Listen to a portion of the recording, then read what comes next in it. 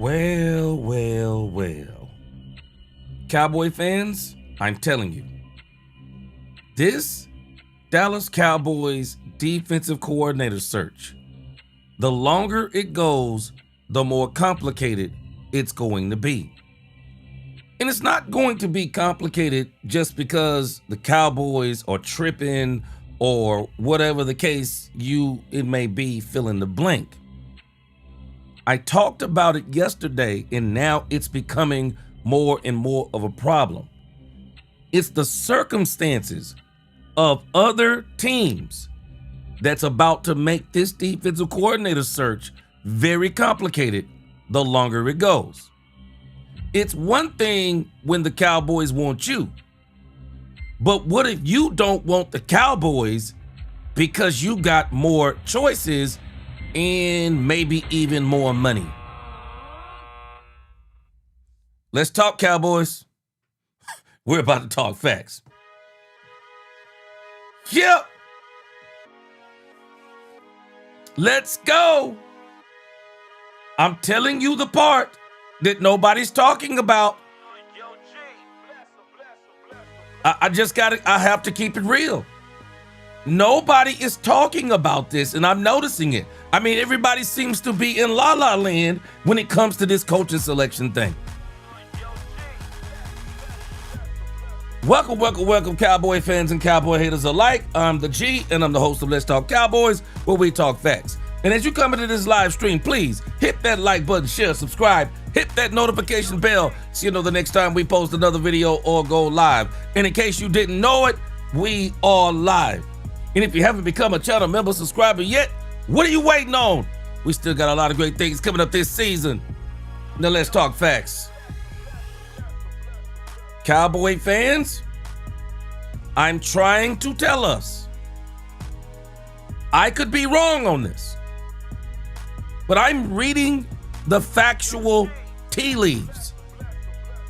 The longer this goes on, the more complicated it's going to become for the Cowboys, simply because the candidates that we want, they're going to have options because defense wins championships is the mantra in this year's playoffs. I mean, even though in that second round, some of these defenses kind of got exposed just a little bit. But nevertheless, defense wins championships, and everybody seems to be going after a defensive-minded coach this season. And because they're going after defensive-minded coaches, that's going to make defensive coordinators be in hot demand. So, let me give you the show today. We're going to talk about the Jim Leonhard delay. And this one, I think, has got some validity. The Jim Leonhard delay. I want to talk about the Green Bay Packers vacancy. Now there's another vacancy, the 49ers vacancy. And then I just want to paint a picture for you of these Dallas Cowboy candidates and the chain reactions that may transpire as it applies to these candidates. Then, we're not going to talk long about this George Pickens thing. Somebody keeps bringing up about George Pickens and the franchise tag. I'm not listening to this nonsense about George Pickens. Everybody wants it to be drama with George Pickens. It ain't drama until it's drama. I believe Jerry gets George Pickens done, and I believe he gets him done easily. Also, we're not going to spend a lot of time on this. Trevon Diggs, cut again. We're going to explain that. And then I'm going to talk to you about there are now 2 Dallas Cowboys in the NFC Championship game. So that's our show for the day. Leonhard delay, Green Bay vacancy, 49ers vacancy, chain reactions, Pickens franchise, Diggs cut again, 2 Cowboys in the NFC Championship. Let's go. Let's knock this quick roll call out, and then we're going to get this party started. Let's go.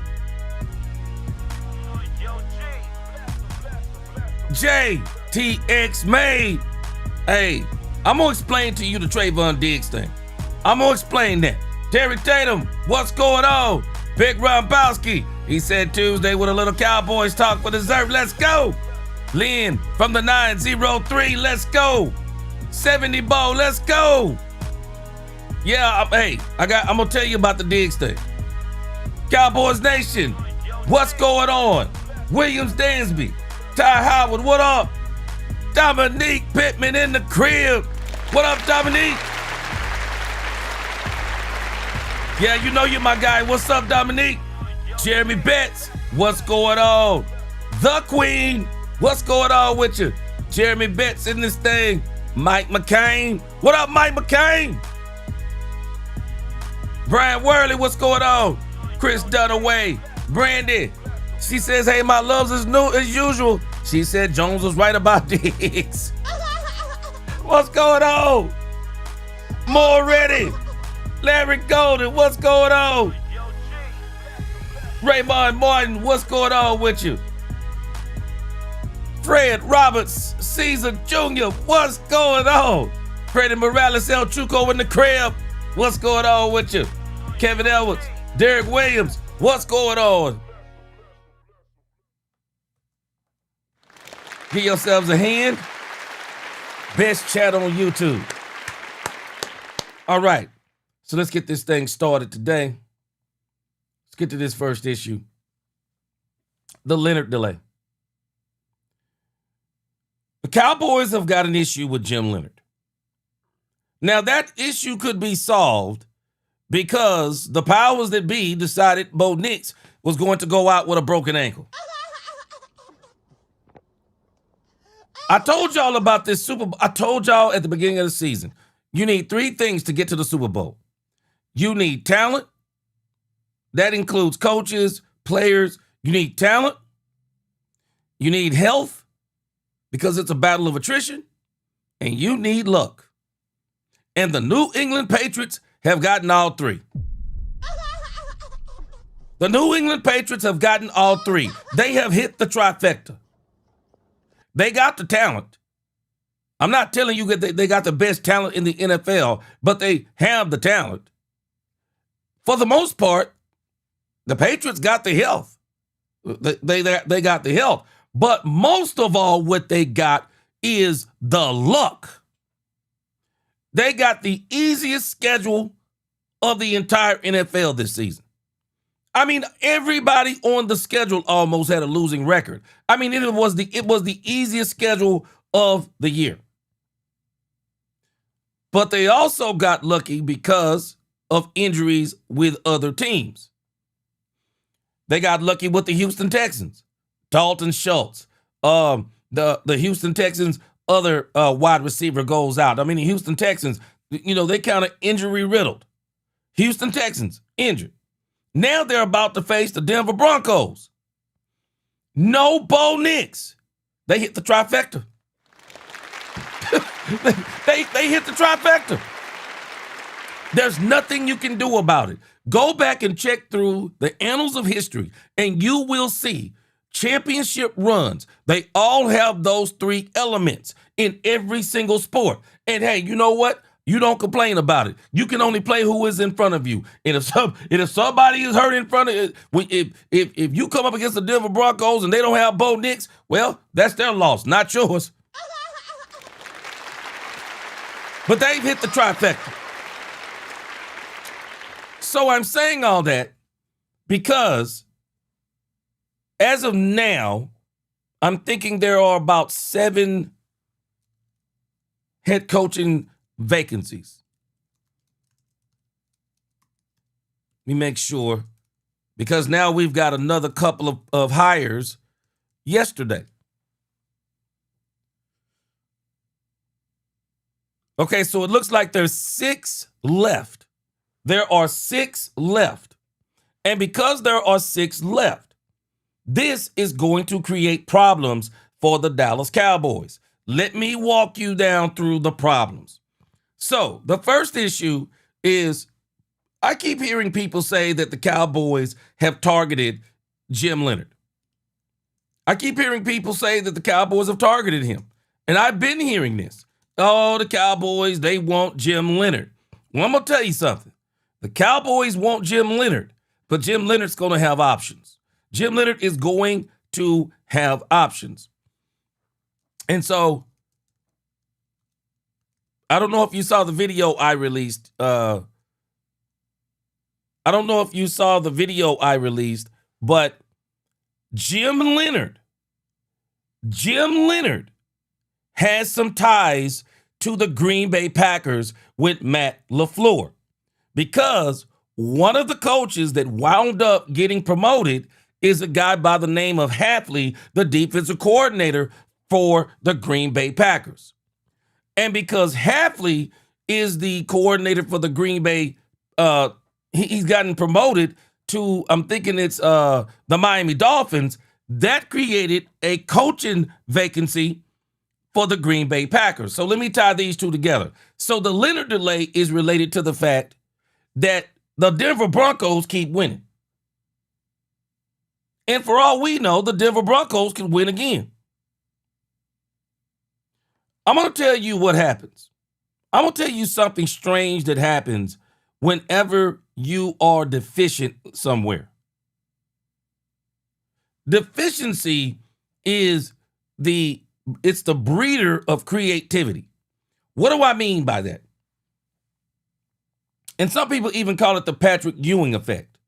That when a major player goes out on a team, that everyone else will rise to the occasion. I'm going to tell you something about the Denver Broncos. I think the Denver Broncos are about to put on an incredible defensive performance. I'm not telling you they're going to beat the Patriots, but what I am telling you, Vance Joseph is about to give his swan song to the Denver Broncos.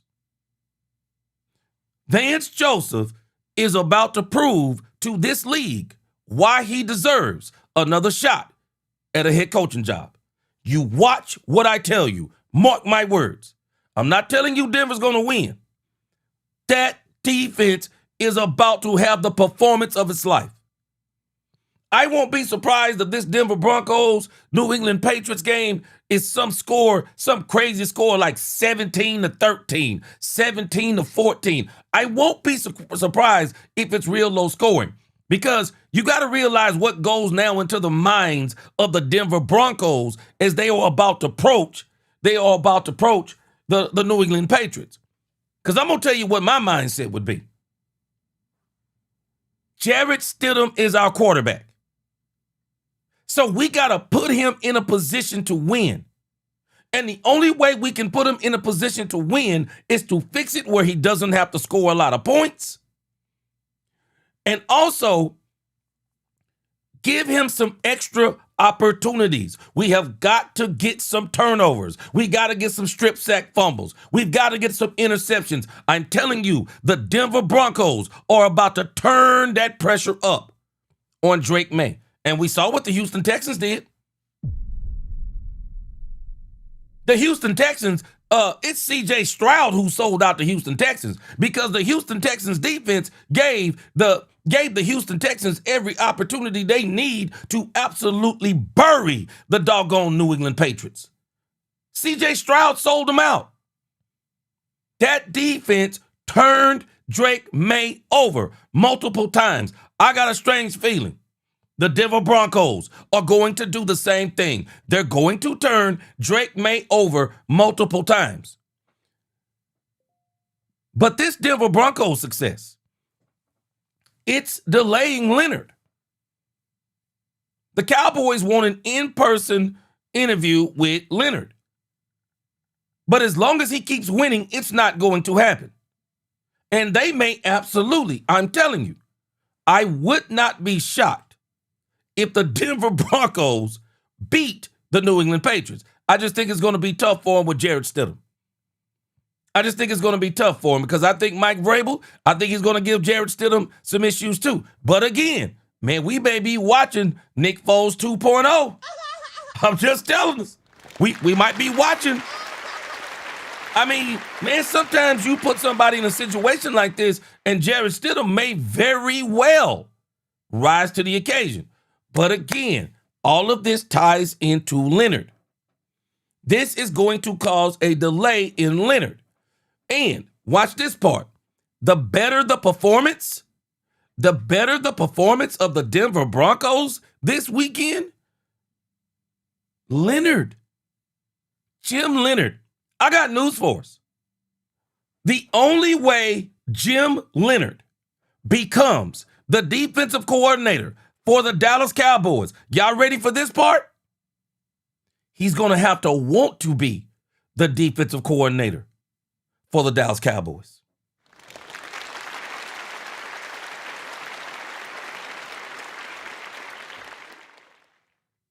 He's going to have to want to be. Do y'all not realize that if the Denver Broncos go out there and ball out defensively, Vance Joseph will get his next opportunity as a head coaching job, and there are other teams that are going to be looking at one Jim Leonhard. Why wouldn't they? Explain it to me. Why wouldn't they? I just want to keep us in reality. Why wouldn't other teams want Jim Leonhard? The only way he's going to be in Dallas, he's going to have to want to be in Dallas. So now the Cowboys are delayed another week. The Cowboys have interviewed Jonathan Gannon. Haven't heard anything on Jonathan Gannon yet. We're going to listen to, matter of fact, we're going to listen to something from 105.3 The Fan today. I want to see if they have some insight on Jim Leonhard. Because let me put our minds at rest about the Cowboys' responsibility in this. The Cowboys don't have any culpability in the defensive coordinator search as far as they haven't signed a defensive coordinator yet, because they don't actually control who they sign, because these candidates have to want to sign with the Dallas Cowboys. They have to want to do it. Because you have to ask yourself, if you are a defensive coordinator or you have the potential, there are people who are looking at you for a defensive coordinator. You got to ask yourself the real question. Now, me, I gotta be honest with you. I'm biased. I'm a Dallas Cowboy fan. I'm biased. I mean, if you would have asked me that I want to be a coach for the Dallas Cowboys, I'm going to tell you straight up, yeah, I want to be a coach for the Cowboys. I'm picking the Cowboys over every team out there. But you got to put yourself in the shoes of these other coaches. Do I want to be the defensive coordinator of the Dallas Cowboys? When the Green Bay Packers, they need a defensive coordinator. They got a great defense. There are other teams, the Denver Broncos, Vance Joseph gets promoted. There's going to be a vacancy as other coaches go to these other 6 teams. They may want to shuffle around the coaching staff. Do I want to be with Dallas or do I want to be with those other teams? This has nothing to do with the Dallas Cowboys as much as it is circumstances have created. Circumstances have created choices. I mean, when you think about it, this is crazy in the grand scheme of things that if you this year, it's the same thing in the draft this past season. Man, if you were a defensive tackle, man, you got overpaid. Man, you got overpaid. The demand for defensive tackle in this league this past draft was insanity. Well, the demand for defensive coordinators during this coaching cycle, because of 10 vacancies so far in the head coaching realm, it has created a supply and demand issue. And so, if you are somebody that is good at what you do defensively, hey, man, you know that old saying, man, you got options. Why would you rush and sign with the Dallas Cowboys? Unless they're going to throw money at you. Unless they're going to throw money at you. They have got to throw money at you. Bottom line. Because if it's a football business, supply and demand, there's only one of you. And if you're in demand, guess what?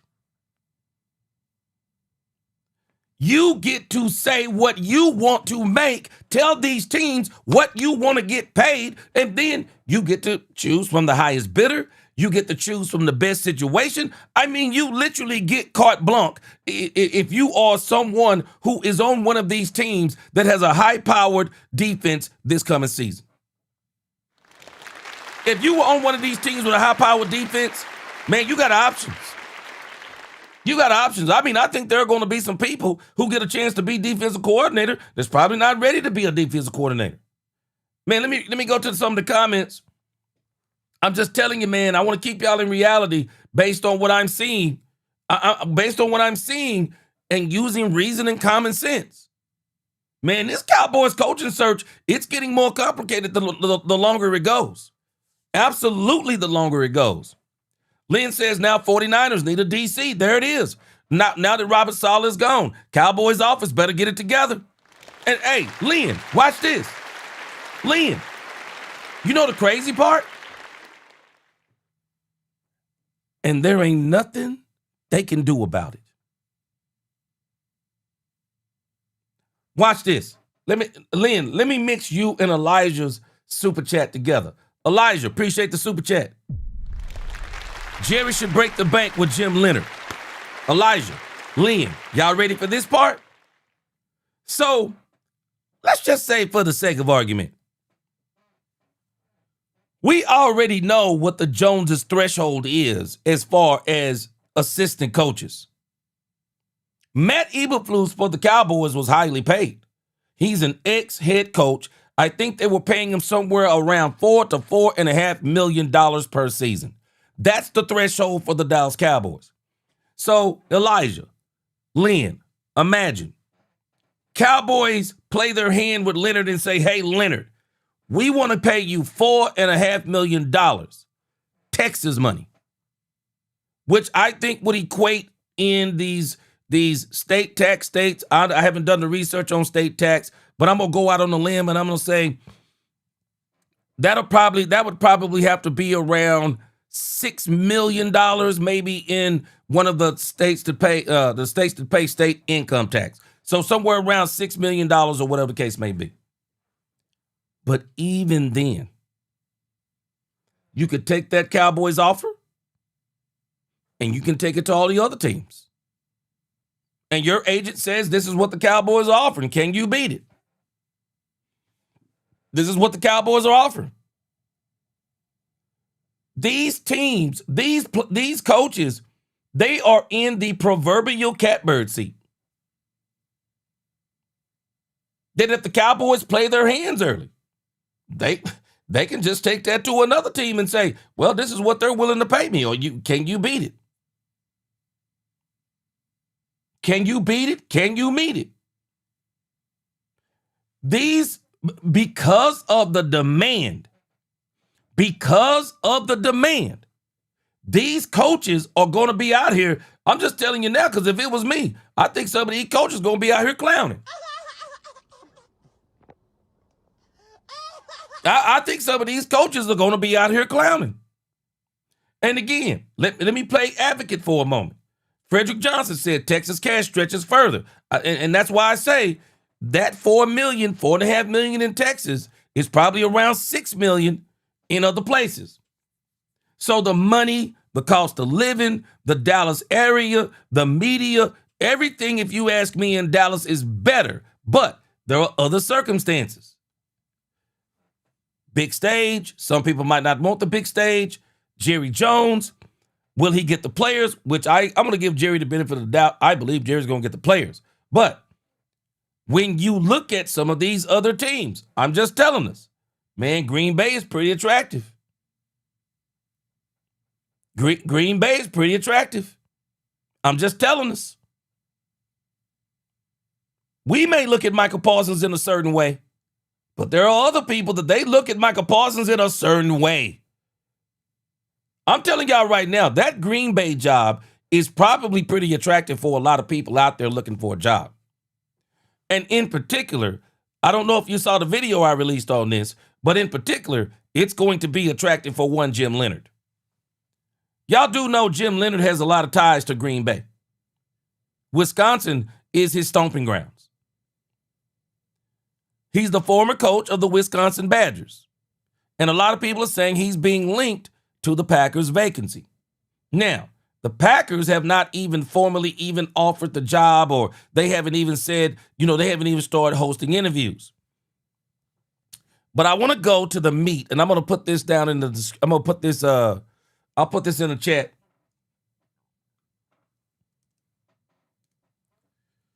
There's the full article right there. But I want to go to the meat and potatoes of this argument, because there's a meat and potatoes part. Some of this is people, they're just kind of following the breadcrumbs. But there's another part of this. This is where the meat and potatoes of this argument is, and why I say Jim Leonhard may be a problem for the Cowboys to obtain. Popular candidate with local ties. One, he's a Wisconsin native. He's a Wisconsin native. This is his hometown area. And coaching for the Packers would allow him to bring his family back to his home state. Now, there's the next part. Green Bay's defensive coordinator, Jeff Hafley, was just hired to be the next head coach of the Miami Dolphins. Now, this is the part that is convincing me that this could be an issue for the Cowboys. Packers head coach Matt LaFleur previously offered the defensive coordinator role to Leonhard when it was vacant in 2021, but he declined because he wanted to stay with the Badgers at the time. That part right there. That part right there. Little did he know he would take over as interim head coach the following year, only to be replaced by Luke Fickell. Now the role is open in Green Bay once again, and Leonhard is in a good position to take it if it is offered to him. I got a strange feeling. This league is about who you know. Matt LaFleur has ties. He has ties to this young man. And again, watch this. Katharina Kiss, what's up? Good to see you, Katharina. Now, watch this part, Katharina, because I'm with you on this. There is no taxes. There is no taxes in Texas. Say that fast 5 times. There are no taxes on your money in Texas as well. You come out ahead in Dallas. Let that sink in. Watch this. I agree. But Katharina Kiss, let's play advocate for a moment. Right now, the Green Bay Packers defense is better than the Cowboys defense. Even without Micah Parsons. Green Bay Packers defense better than the Cowboys. If you believe in Micah Parsons, that Green Bay defense is better. And you may absolutely believe, while you may pass up the money in Dallas, and it all depends on what Green Bay offer. They may throw the kitchen sink at it. But I'm looking at another part of this if I'm Jim Leonhard. Which coordinator job gets me the most success and gives me the opportunity to be a head coach in this league? If I'm looking at the Dallas Cowboys, I'm saying, if I can get them to the Super Bowl, if I can help them get to the Super Bowl, I can write my own ticket. But if I'm looking at the Green Bay Packers, very good nucleus. I can win right now with them. And if I can add a little bit of stink to that, we may very well go to the Super Bowl, because as you look at the NFC, Chicago, Rams, Seattle, Cowboys, you're talking about going through 4 teams. The Green Bay Packer job may absolutely be attractive to one Jim Leonhard.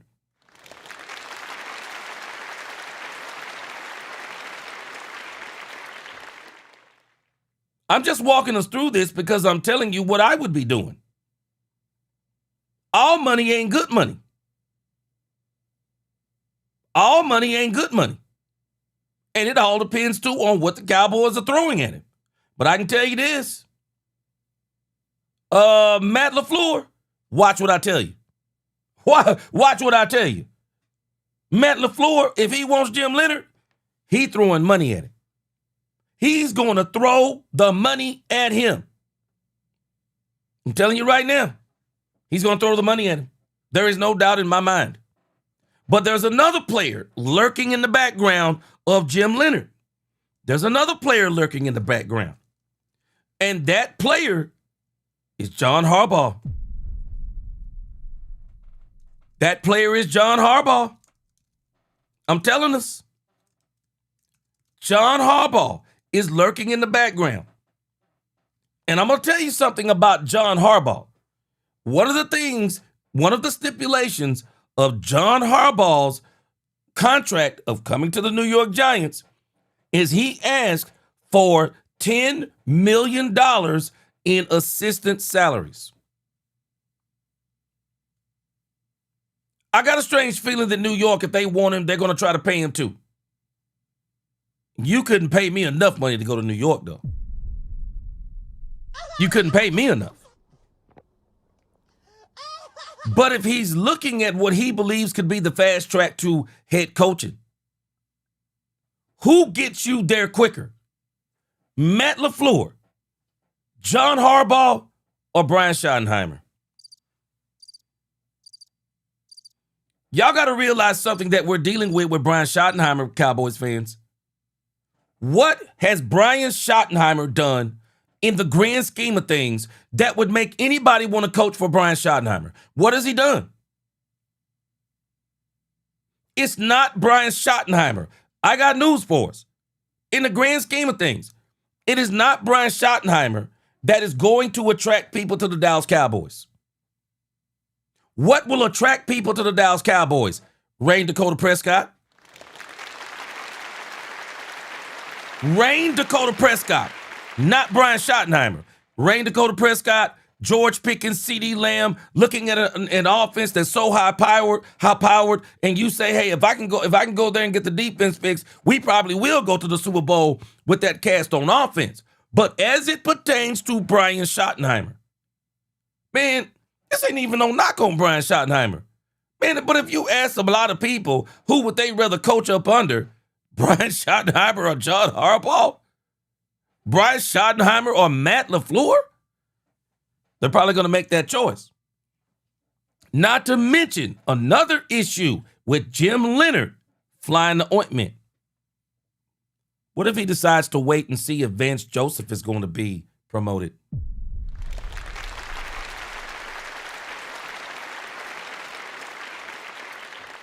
Maybe he likes Denver. I mean, I wouldn't want to stay in Denver, but maybe he likes Denver.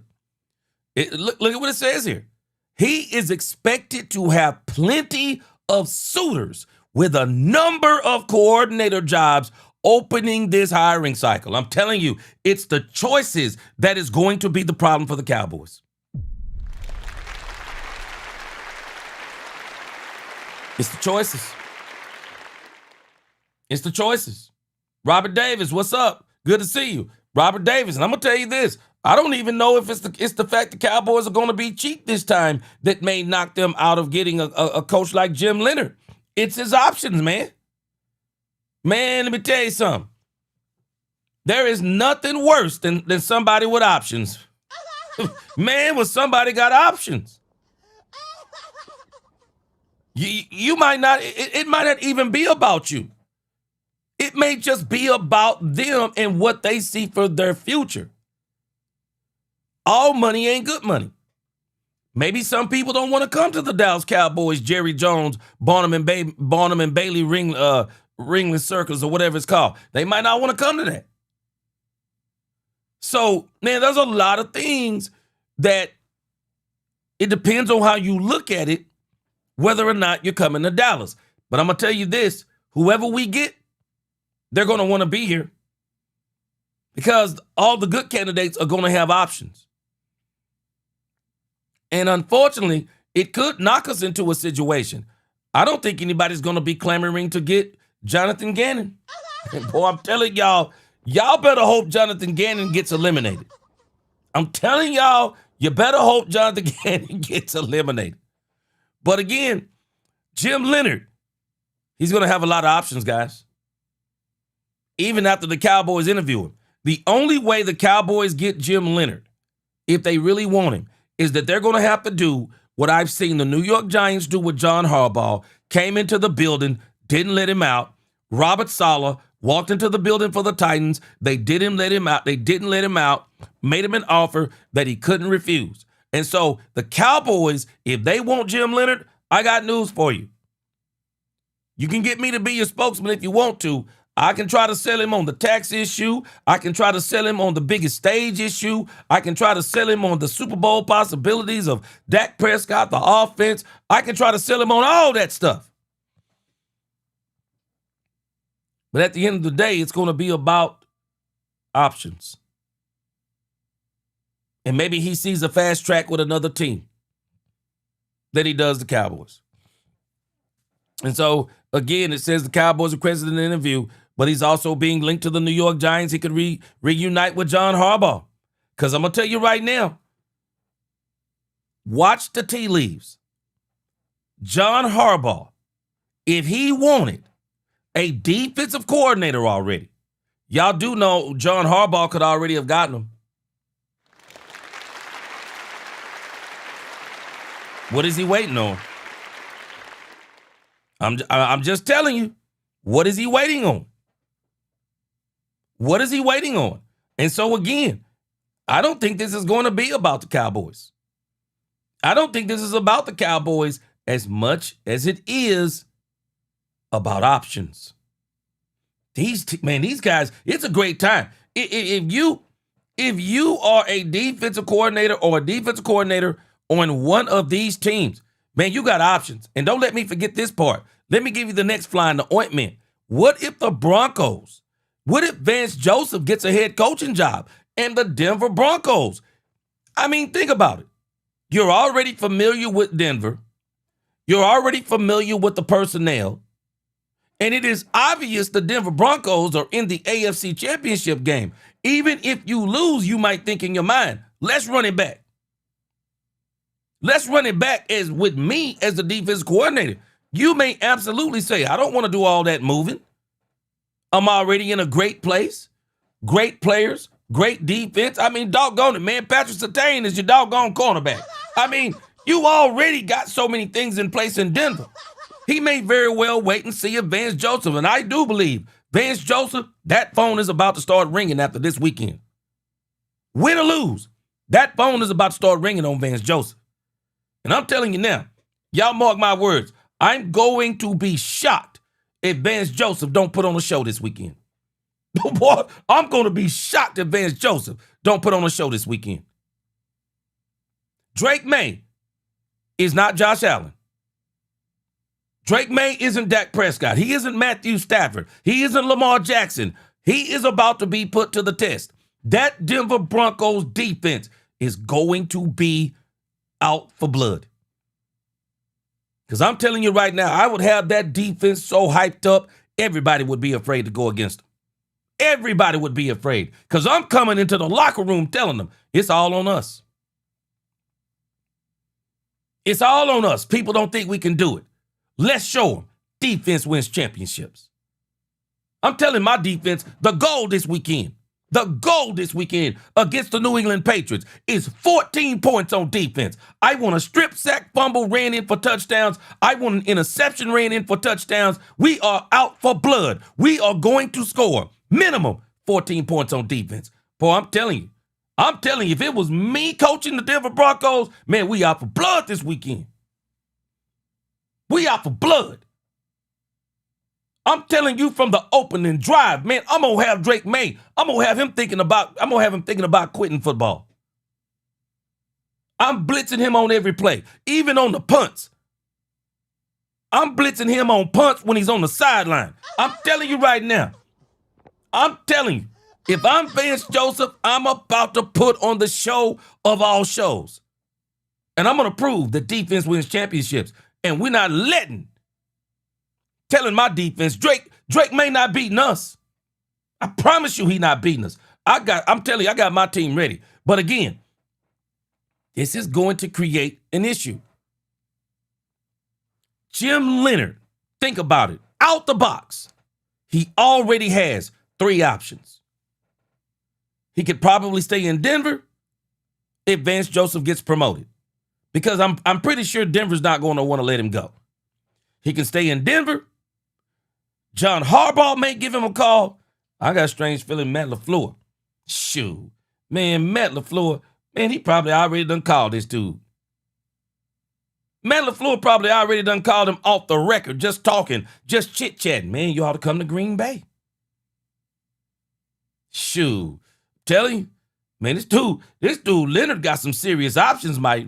Man, this dude Leonhard got some serious options right now. And who knows what his wife is thinking? That's all I'm telling you. Who knows what his wife is thinking? Let me read some comments. Lynn from the 903, he said, hey, G, it's kind of like in high school. Every guy wants to ask that same young lady to the prom. Yes, sir. He says, when you know you don't have a chance, you ask someone else. Yes, sir.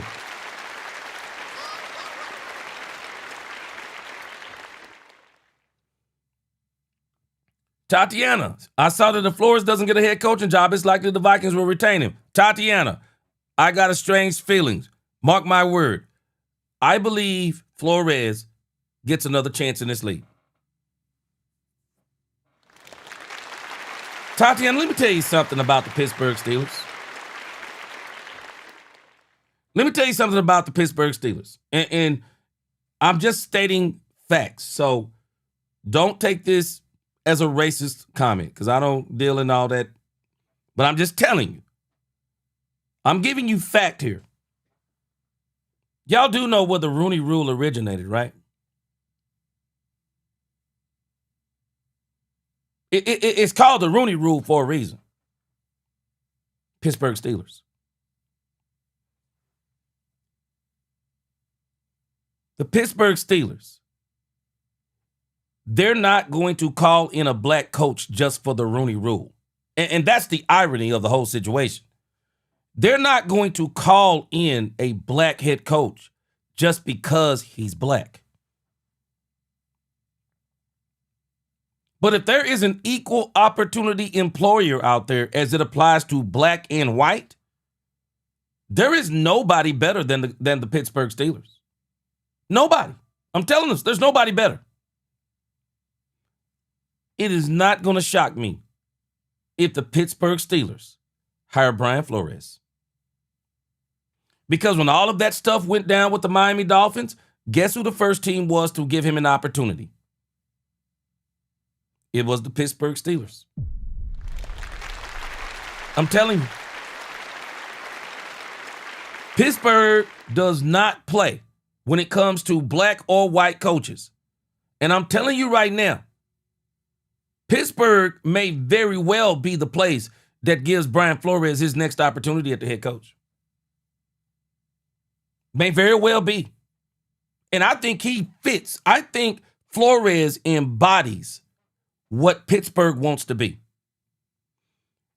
When you get these franchises like the Cowboys and the Pittsburgh Steelers, for example, doomsday defense from the Cowboys. I've heard some of you even talk about, wish we could bring back the doomsday defense. Well, the Pittsburgh Steelers had a such thing called the steel curtain. They would love a coach who could bring back that mentality of the steel curtain. Brian Flores will not surprise me if the Pittsburgh Steelers get him, because Pittsburgh is just that type of organization. They are just that type of organization.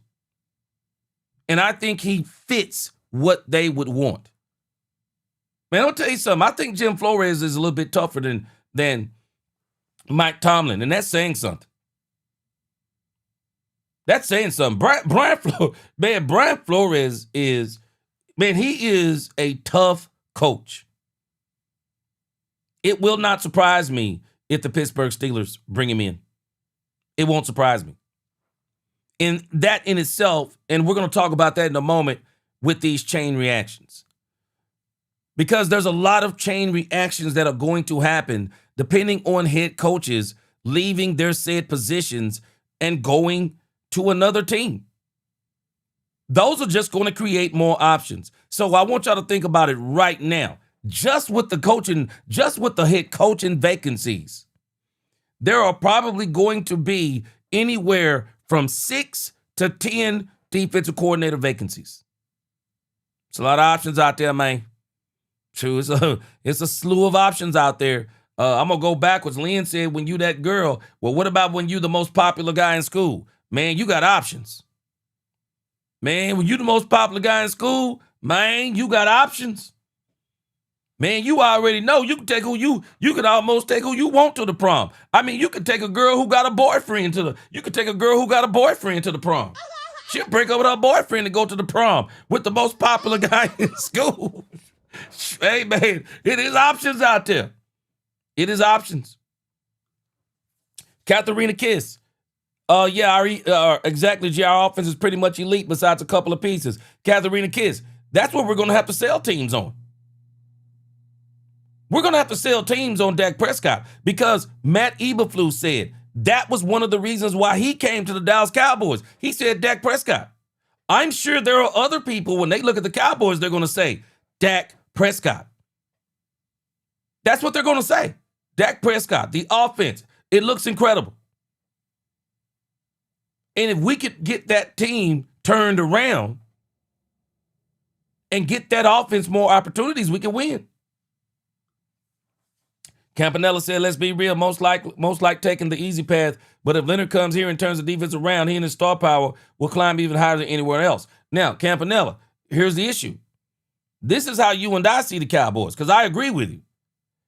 He might not see it like that. That's why he needs me. That's why the Cowboys need to hire me next week or hire me this week and let me try to sell him on it. They need to bring me in to help sell him on it. Because he may not see it like that. For as much as you and I see it like that, he may not see it like that. He may see it like, man, I'm a simple man. I love Wisconsin. I want to get back to my roots. I want to get back home. I want to get my family back around their family. And just think about what that means for holidays and things of that nature. And the Green Bay Packers got a great defense. Micah Parsons is on that defense. And Peacemaker, I saw what you said earlier. Peacemaker, I'm with you. We don't know what Micah Parsons is going to look like when he returns. But these guys sometimes are very optimistic. So he may see the Green Bay Packers as a quicker road to the Super Bowl. But let's not rule out he could absolutely stay with the Denver Broncos too. All right, let's check out this thing on 105.3 The Fan. I want to see if they can give us some insight on Jonathan Gannon. And then I saw somewhere too, somebody dropped Diana Rossini, posted something about Jonathan Gannon. So while this video plays, let's check it out, and I'm going to go and see if I can find out what Diana Rossini is reporting on Jonathan Gannon. Let's check this out. Appreciate y'all rocking with me today. Yeah, former Cowboy news today. McCarthy-level interest is picking up in Pittsburgh, but it's declining in Green Bay for a former Cowboys. Trevon Diggs has been released, cut, waived, put on waivers. How do you say that exactly anyway? Yeah, they released him. They released him. So, might re-sign him though, right? They could if he clears and all that stuff like that. Maybe at a lower contract.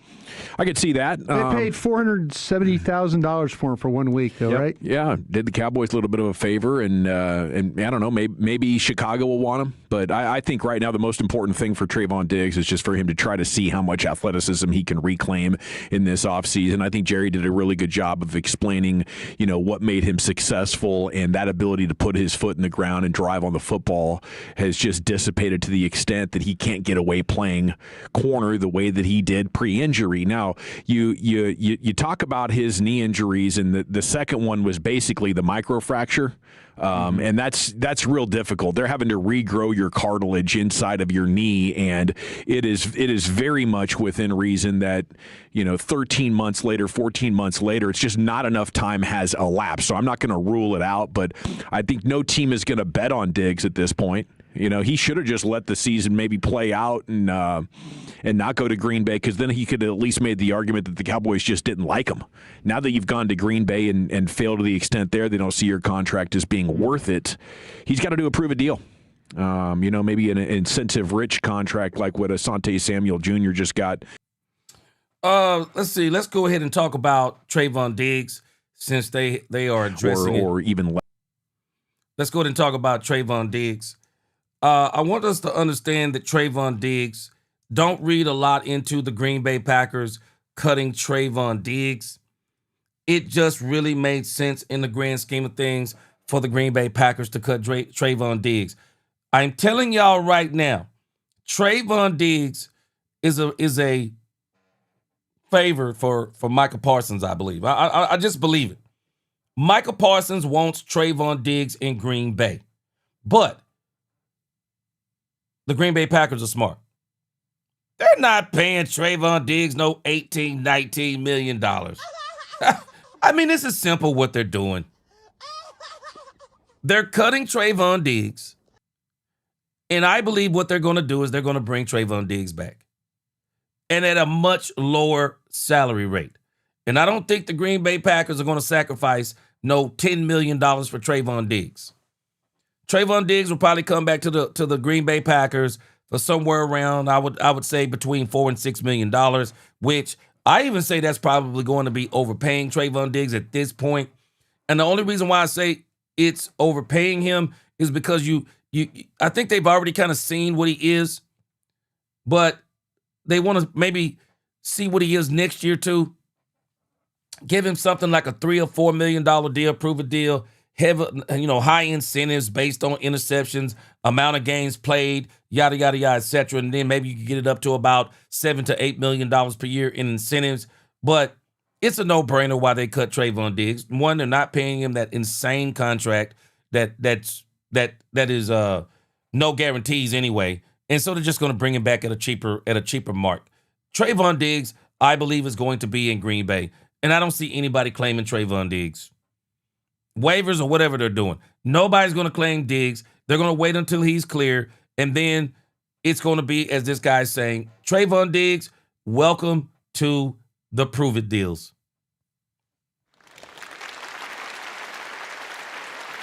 Could be in the cards for him. Okay, the Titans made Niners defensive coordinator Robert Saleh their new head coach. Did a heck of a job there coaching the defense in San Francisco. After leaving the Jets, they went from like top 5 to bottom 10 defense. So his stock has very much been on the rise. But the talk among Cowboys bloggers, and I have this story here at bloggingtheboys.com, is that your current defensive line coach, Aaron Whitecotton, has worked with Saleh in the past, not only with the Jets. They were both part of Gus Bradley's staff in Jacksonville from 2014 to 2016 when Saleh was the linebackers coach and Whitecotton was just getting started as a D-line assistant. Whoa. Didn't think about that one. I didn't think about that one. Wow, okay. Aaron Whitecotton tied to Robert Saleh. Whoa. I hadn't even thought about that. Interesting. When Saleh left to become the Niners DC, Whitecotton ended up in Buffalo for a few years, but Saleh brought him on staff in 2020, and then Whitecotton followed him to New York the following year, so there's already been a point where after a time apart, they started working together again, which makes you think that their relationship is more than just coincidental. One point, at least Saleh liked what Whitecotton brought to the table, at least 2 or 3 times he did. So what do you guys think? Would that be exciting to you to go looking for a new defensive line coach as well, or do you think you want to hang on to Whitecotton? I would like Aaron Whitecotton to stay here. I think that it's hard to judge from a year ago. Look, I mean, I know, Brian, you've used the phrase like Quinnen Williams could roll out of bed and be good, and he could be, but I do think that he has seen the most success in his career, and Whitecotton changing the stance, that type of stuff. Like, he seems to really like him, but I'm also totally cool if you get a new defensive coordinator that kind of wants to put his own defensive line coach and linebackers coach and secondaries coach in place. Fine. I think that you should have people around you that you trust, and maybe whoever is hired will like Aaron Whitecotton and he sticks around. But now, didn't I bring this same point up before? I brought this same point up. So if we're saying that Shotty should be able to hire his own DC, well, shouldn't his DC be able to hire his own staff? I mean, that's the simple explanation. Tatiana, let me capitalize on something you're saying. Tatiana said, I hope we're not left with the options no one wants. That's kind of what I'm alluding to. And that's why I'm telling us, of all these candidates that the Cowboys are looking at, and even Jonathan Gannon is still getting interviews out there, but I'm not sure anybody would be interested in Jonathan Gannon. I'm not sure anybody would be interested in Gannon. So, this is some serious business with the Cowboys. Big Rumbowski said, with these fully guaranteed mega deals these coaches are signing nowadays, the money fraction saved by not paying income taxes become less and less of a concern for them. Yeah, you think about John Harbaugh. Baltimore is going to still be paying him. John Harbaugh is going to be double dipping. There are no rules. As far as these coaches go, to my understanding, there are no rules. They basically get the double dip. John Harbaugh will be paid by the Baltimore Ravens, I think, for at least 2 more seasons. 2 more seasons. Yeah. Newhouse fam, what's going on? Peacemaker, it is a tragedy. The Houston Texans, I believe, they either have the best or the second best defense in the playoffs. They have the best playoffs that is not in the, they have the best team that's not in the playoffs. The best defense that's not in the playoffs. Houston Texans are incredible. I want that defense for Christmas. I'll take that defense over Denver Broncos defense. I'd take that over the Denver Broncos defense, and I'd even take it over the Seattle Seahawks defense. I absolutely would.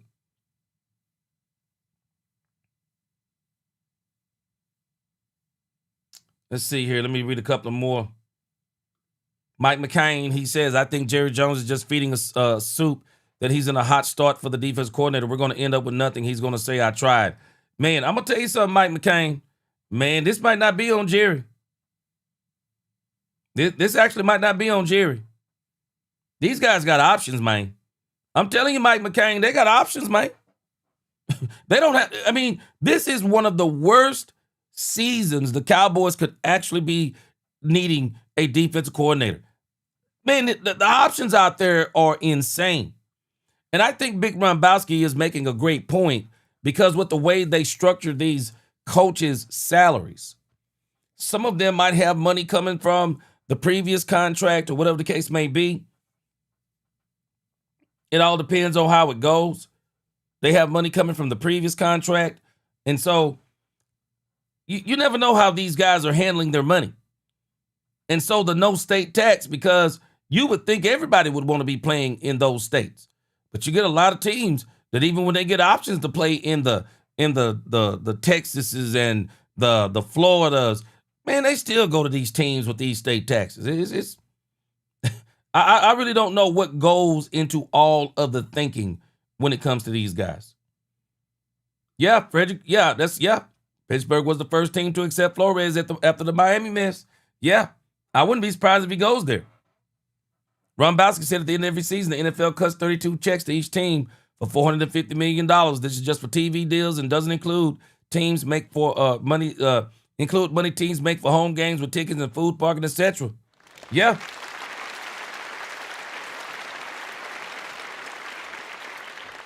Quentin Scott, you said that the Green Bay Packers are trying to sign Eberflus. Man, ain't no way. Ain't no way. I'm going to see if I can find that too. Appreciate that nugget you dropped there. Yeah, Rombowski said they've always been cheap when it comes to coaches. Bottom line. Bottom line. Bottom line. Top Gunner. Sean McDermott is going to be a head coach. I'll be surprised if Sean McDermott don't get a head coaching job. Sean McDermott this dude is a scapegoat. Scapegoat. They couldn't fire Josh Allen. He's the one that's been selling them out. James Godley. That was a great. I'm telling you, that Buffalo Bills call, it was right. That was a great call by the man. Let me tell you something. There are people out there comparing the Houston Texans reception to the Denver Broncos reception or the McMillan interception. They are two different things. When you look at the Houston Texans, I had to explain this to somebody today on X. When you look at the Houston Texans reception, he caught the ball, one knee came down, but here's the key. As the New England defender has got his hands on the ball, he gets two hands on the ball. When he gets two hands on the ball, not only does the knee hit, but the bottom of that player hits, and he's already rolling or about to make that next football move. He's rolling on the ground, and then the ball is popped out. If you look at the Brandon Cooks play with McMillan, it is textbook of what the NFL said is not a catch. You gotta catch it, possession, and then the football move and survive the ground. McMillan got his hands on the ball when it first hit his hands, and by the time Brandon Cooks starts getting possession, McMillan gets possession, and when they hit the ground, McMillan gets that ball in his chest, not Brandon Cooks. Not Brandon Cooks. And that's why the McMillan interception is different than the Houston Texans reception. And we got to stop looking at these plays in slow motion saying that was this and that was that. You don't play the game in slow motion. You play it in regular motion. And when you look at it in regular motion and even in slow motion, go back and look at what I'm telling you. Those are two different things. One's a reception, one is an interception.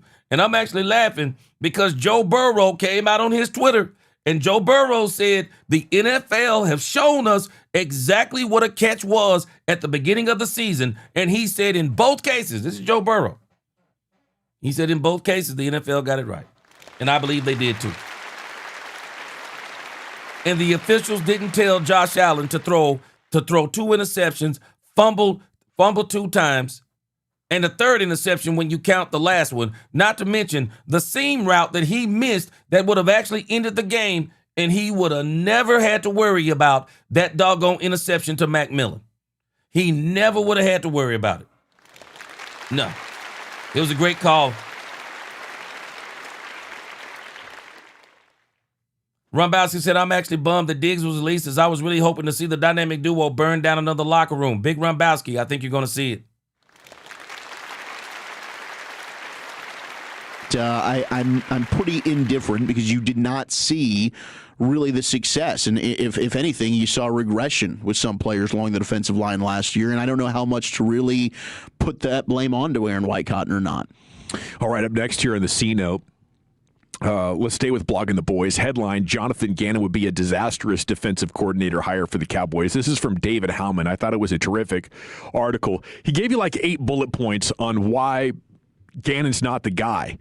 And I guess I've just been kind of looking at this like, But the longer this goes without another candidate emerging, if you're waiting for Leonhard, you're not going to win an auction for a guy. I feel like they're building contingencies right now for what happens. See, he's thinking the same thing. This isn't about the Dallas Cowboys. Jim Leonhard is going to have options.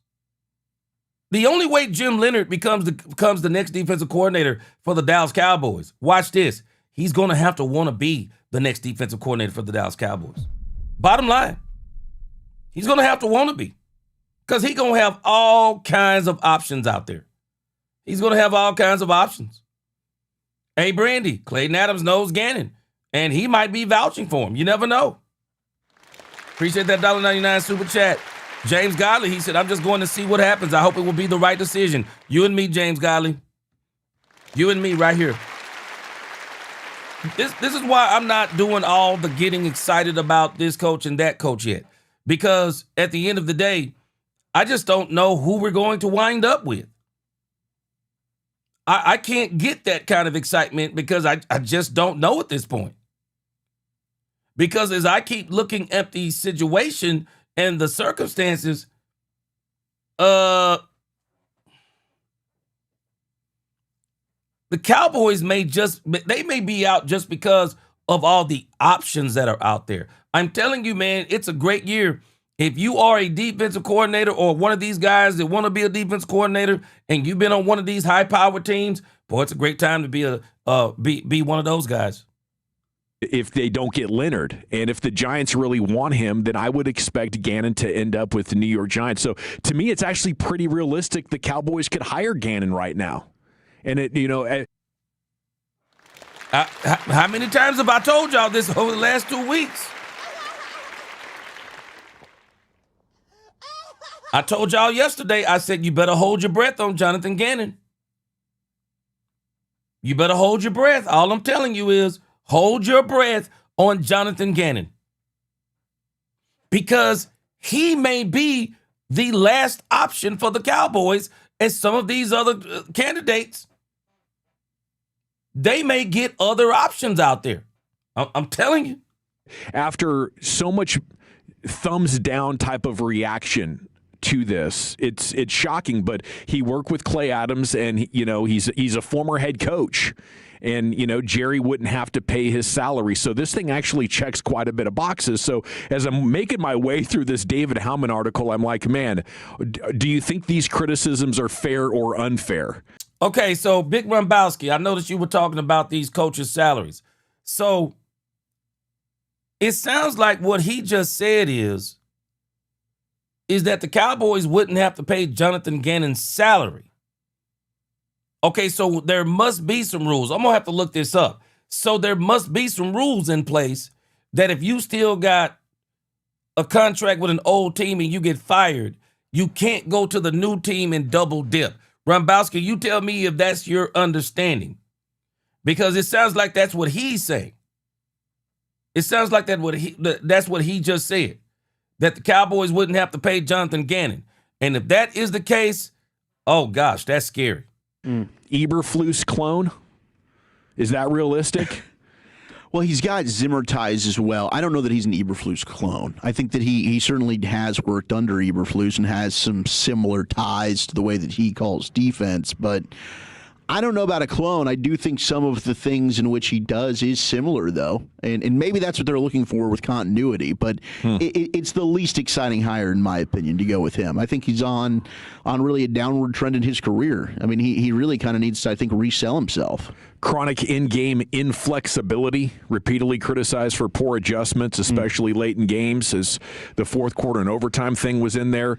Defensive results masked by offensive help, making the case that when he was with Philadelphia and they were 2nd and 10th in total defense in those 2 years, your offensive success rate was so good, you were put.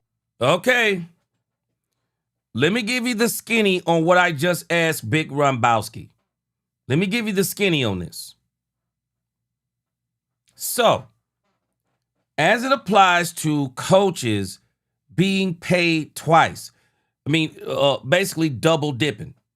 They can double dip, but this is the only way they double dip. It says an NFL coach can be paid by 2 teams simultaneously, primarily through the offset language in their contracts. If a fired coach finds a new job, the new team's salary offsets what the old paying team still owes, meaning the coach collects from both minus the offset. But if they remain unemployed, the original team pays the full remaining contract, often resulting in millions paid to an unemployed coach while they potentially coach elsewhere for less. So let's see. The 2-team scenario. Let's let them get it here. Says Team A fires Coach X but still owes him $5 million over 2 years. Team B fires Coach X hires Coach X as an offensive coordinator for $1 million a year.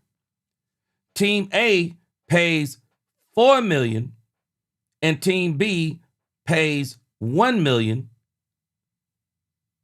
So the coach earns $5 million totally, essentially paid by both teams over the period. So basically what we are reading here is you can't go and get paid $4 million with one place and then go to the other place and get paid $4 million and get $8 million.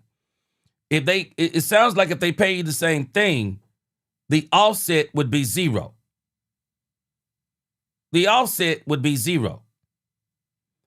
But if you come to a new team, your contract was $4 or $5 million. The new team pays you $1 million. you still get paid $5 million because the offset would be whatever the difference is, so that other team pays you. So that's pretty much what you're looking at. So you don't get to, you get to double dip, but not in the way that I was thinking you double dip, but you still get whatever salary you was getting from the previous team if that money is higher. So maybe that's what Rumbowski was alluding to right there. The offset.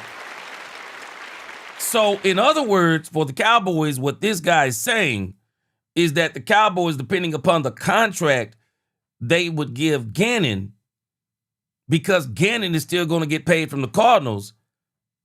The Cowboys could actually come out paying Gannon. I mean, they could lowball Gannon because Gannon ain't going to lose no money if I'm reading this right. Gannon isn't going to lose any money. Whatever the Arizona Cardinals owe Gannon, Gannon is going to still get that money in the grand scheme of things. So if the Cowboys said, hey, come coach here for $1 million, he still gets that money. He still gets that money. Rumbowski, tell me what you think about what I just said. But that's crazy work when you think about it. Putting the opposition in must-pass situations, so even his analytics are being questioned. Obviously, the Arizona tenure was a massive failure. That one is without a doubt. They ranked 28th in the EPA per play across his head coaching tenure. It's a hell of a hit piece. I mean, you were 3-14 in one year and 4-13 in another, with some massive losing streaks inside of those. I could definitely see how hiring Jonathan Gannon as a head coach will probably not be something that anybody considers for a long time. What do you think about? Yeah, Brian. The thing that I think. He's making another great point about Jonathan Gannon. And this was the same point I made and was alluding to earlier. Ain't nobody going to want Jonathan Gannon for no head coaching job. Nobody wants Jonathan Gannon as a head coach. So he is going to be a viable option out there for teams as a defensive coordinator. Old school. Now Tomlin is not going to be nobody's defense coordinator. No, Tomlin is going to walk away from football for a while. I wouldn't be surprised if Tomlin walked away for 2 years. I wouldn't be surprised if Mike Tomlin walked away from two whole years. So no, ain't no way he would be a defensive coordinator for the Cowboys. If anything, Tomlin is going to go sit behind somebody's desk. And I'm going to tell you right now, if Tomlin gets behind somebody's desk and he starts getting that behind the desk money, man, Tomlin might be done, bro. I'm telling you. Man, that broadcast money is different. That broadcast money is different, man. You make more money as a broadcaster than you'll ever make as a doggone head coach in this league. I mean, the only thing that would drag you back to being a head coach in this league from being a broadcaster is pride in wanting to be a coach, because there's no other incentive. Nobody will ever be able to get Troy Aikman to be a GM. They'll never be able to get Troy Aikman to be a coach. They will never be able to get Troy Aikman out of the broadcast booth making $20 million a year. And I got a strange feeling after that Tom Brady contract, wait until Troy Aikman's contract come up again. Shoot, Troy Aikman going to be making grand theft money. Because Troy Aikman is one of the best out there. Because even Tony Romo has fell off the boat. Man, there are people out there calling for Tony Romo's job. Man, Tony Romo made an excuse for the game before last, talking about he was sick. That's why he called the game so bad. And then the last game he called, people were complaining again and wanting his job. Troy Aikman is one of the best out there to do it. You'll never get Troy Aikman out of the broadcast booth. And if Mike Tomlin winds up getting on somebody's show, he's probably going to be able to get upwards of around $10 million. Shoo. Man, the only way somebody will get Tomlin out of that seat, they're going to have to offer Tomlin again. He'll be another $20 million coach. The only way anybody gets him back into a coaching job. Dak fan for life. Appreciate the super chat. G, in my mind, all we need is someone to get this defense to around 20th ranked defense. The offense will do the best. Do the rest. That's all we need. Dak fan for life. Let me tell you where I agree with you. In their first season, yeah, we probably just need them to be between 18 and 22.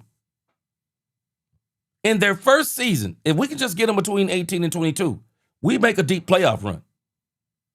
The next season, they got to get us to somewhere around 10 or less, and then we win a Super Bowl. Yeah, the Cowboys need to show enough defense. I keep saying it. They need to show enough defense. They absolutely do. They need to show enough defense. Richard Baptiste, he said, man, G, it don't matter who we get if there's not a in-game situational coach. We don't need that. We have had that for the last 4 years.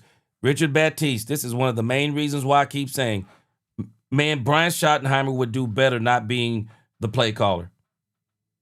He would be better not being the play caller because he could look at all of that stuff. But because he's the play caller, they really take his head out of the game. They really do. I think they take his head out of the game because he's so focused on the offense.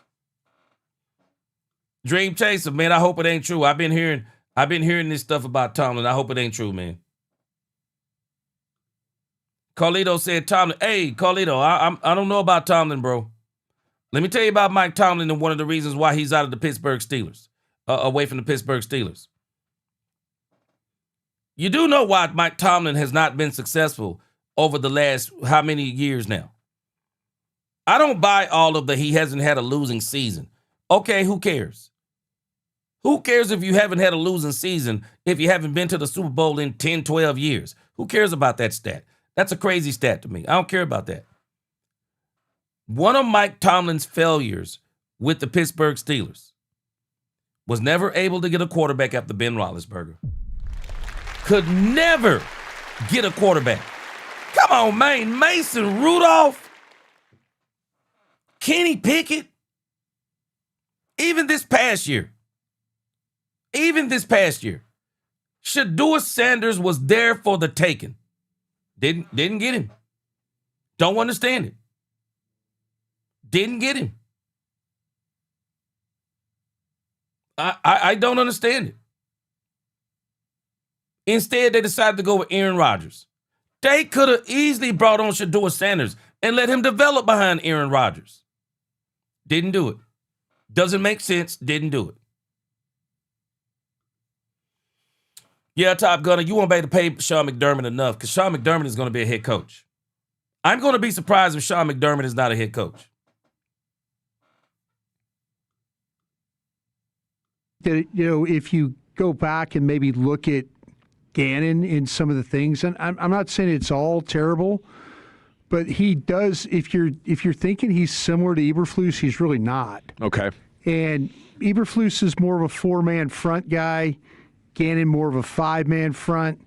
If you look at what they do, if you do what they do, he plays with like three safeties. If something's big, that Flus doesn't play with the 3 safety look. You also in a situation, I think he was top 15 in disguise coverages too. Okay. That's something that Flus ain't really big on either. So if you're comparing him to Flus that way, I mean, I've heard people, listen, I've talked to some coaches about this guy. He's the one that gets the least amount of praise of the coaches that potentially Dallas is talking to. Yeah. But if you're saying that he's the same as Eberflus, that's not true. That's not true because he does. He plays more 5-man fronts. He disguises coverages more, and he plays with more safety. I think the Flus comparison they were making was a lot of. Y'all better pay attention to what Brian Broaddus is saying. Y'all better pay attention to what Brian. I'm telling y'all. I've been telling y'all for 2 weeks. Jonathan Gannon, to me, he seems to fit in kind of what the Cowboys are looking for. I'm telling y'all, hold your breath about Jonathan Gannon. Brian Broaddus just made a case for the Dallas Cowboys hiring Jonathan Gannon. He just made a case for it. He just made a case for it. He's saying he is not Matt Eberflus 2.0 or 1.5. He's not that. He's saying it. Jonathan Gannon. He just made the case that Jonathan Gannon gets a bad rap. And if I'm just reading between the lines, he's basically saying Jonathan Gannon is better than people think.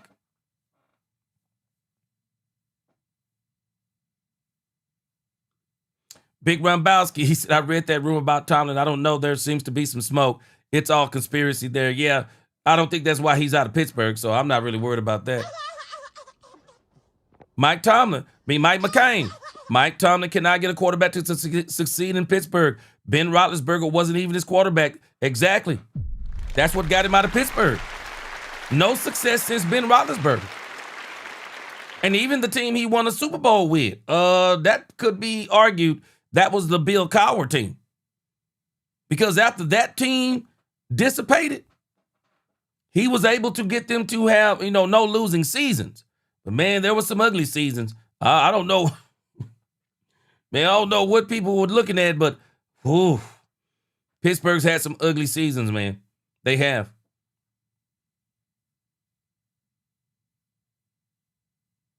Old school. Mike McCarthy. Yeah, I'm hearing Mike McCarthy's being interviewed by the Pittsburgh Steelers. Pittsburgh Steelers would be crazy to hire Mike McCarthy. James Bowie. Yeah. I've read some comments about Gannon in Philly, and a lot of people said he was great in Philly. Man. So, Richard Baptiste said, the real reason it's taking so long is because Gannon will be the coach on the slick. Uh-oh. Richard Baptiste. Bro, I've been saying this. All I'm telling Cowboys Nation to do is don't get yourself hyped up on Jim Leonhard. Don't get yourself hyped up on any of these other coaches. Y'all saw my thumbnail. Because I'm telling you, Jim Leonhard just might not get here just based on principle. This dude gonna have a lot of options. I'm just telling y'all. I'm just telling y'all. Y'all better prepare yourselves for the possibility of Jonathan Gannon being the head coach being the defense coordinator in Dallas.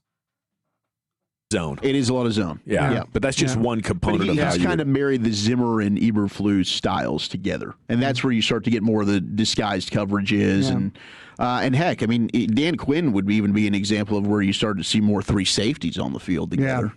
Yeah, we did see quite a bit of that. That dime, he played a lot of dime. That stuff that's what Dan was playing. Nobody played more dime Dan's last year than the Cowboys. He was the original Danny Dimes. He was. Okay, what do you guys think about the Drew Petzing thing where they're saying in Arizona he basically chose loyalty to his staff instead of being able to keep his job if he'd agreed to move on from Drew Petzing? In some ways I like the loyalty, but in others maybe the stubbornness. He might have had enough. Yeah, maybe he was trying to get himself fired. Yeah, he might have been in a situation where I've had enough of this crap. I know being a head coach there's only 32 of these jobs, but he's also probably looking at it like, I need to get the hell out of here. It's going to happen one day or another. The weirdest thing is that the fine for striking the player after the fumble, that was just bizarre. And I think we should pay attention to those kind of things because these coaches, they value the calmness and the ability to communicate under fire. And I feel like if you have a moment like that, it's not necessarily a one-off. It's a moment where, a significant piece of your nature that you would rather the public not see is being exposed, and I think you should, pay attention to that. So in a lot of ways, it doesn't make sense, but I think the Jerry wanting a former head coach and the fact that he worked with Clayton Adams, this seems to unfortunately be kind of realistic. The idea of playing the NFC West next year is making headlines. Patrick Walker, DallasCowboys.com. Cowboys 2026 opponents include several playoff teams. This might be the toughest division in the NFL right now. With Seattle, San Francisco, and the Rams. For sure. 3 teams in the Final Four in the NFC. And then you got the AFC South. They could have had 3 playoff teams as well. I don't know how tough the Colts are going to be next year. The Titans probably still will not be very tough. So you get one win. But even Bob in the Saleh's there now, right, with the Titans? Yeah.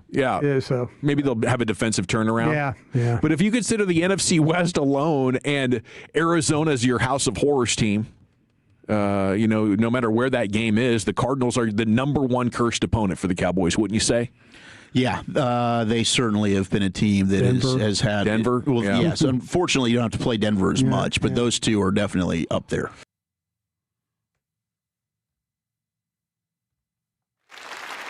All right. Appreciate that. Great discussion from 105.3 The Fan for a change. Brandy got breaking news. Breaking news by Brandy.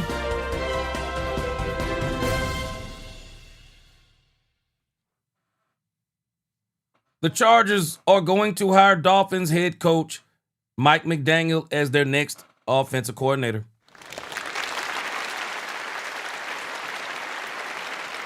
Mike McDaniel was he was supposed to be interviewing with the Cleveland Browns. Took his name out of the hat for that. He was also up for a couple of more. Interviews. Turned those two down also. So, Mike McDaniel going to the Chargers. Things just got interesting in the AFC. Also, let me tell y'all about Jonathan Gannon. Y'all better stop sleeping on Jonathan Gannon. And I'm telling y'all, this guy is in competition, whether we like it or not. If Brian Broader said what he said, that also lets me know that probably inside of that building, they're probably saying some of the same things about Gannon. They're probably thinking some of the same things about Gannon. So let's look at this. I was just looking at this thing about Jonathan Gannon. Let's see here. Maybe we can watch the video. Let's see if they're talking about Jonathan Gannon.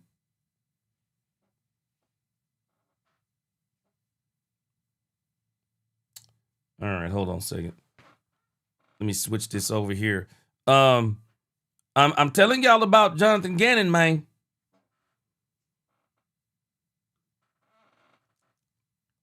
Jonathan Gannon is starting to pick up steam. Other teams are interested in Jonathan Gannon.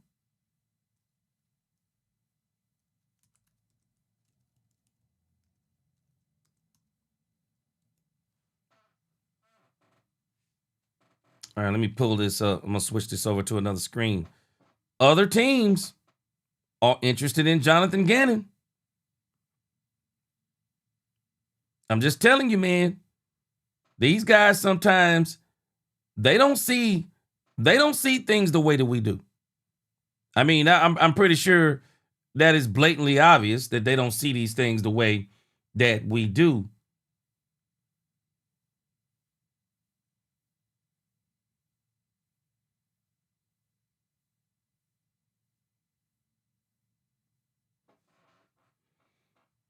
But I'm telling us, man, Stu Gannon is picking up some steam. Let me see. Yeah, let's get over here.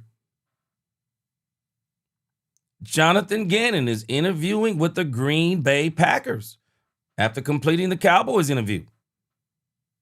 And, I just kind of glanced at this article, but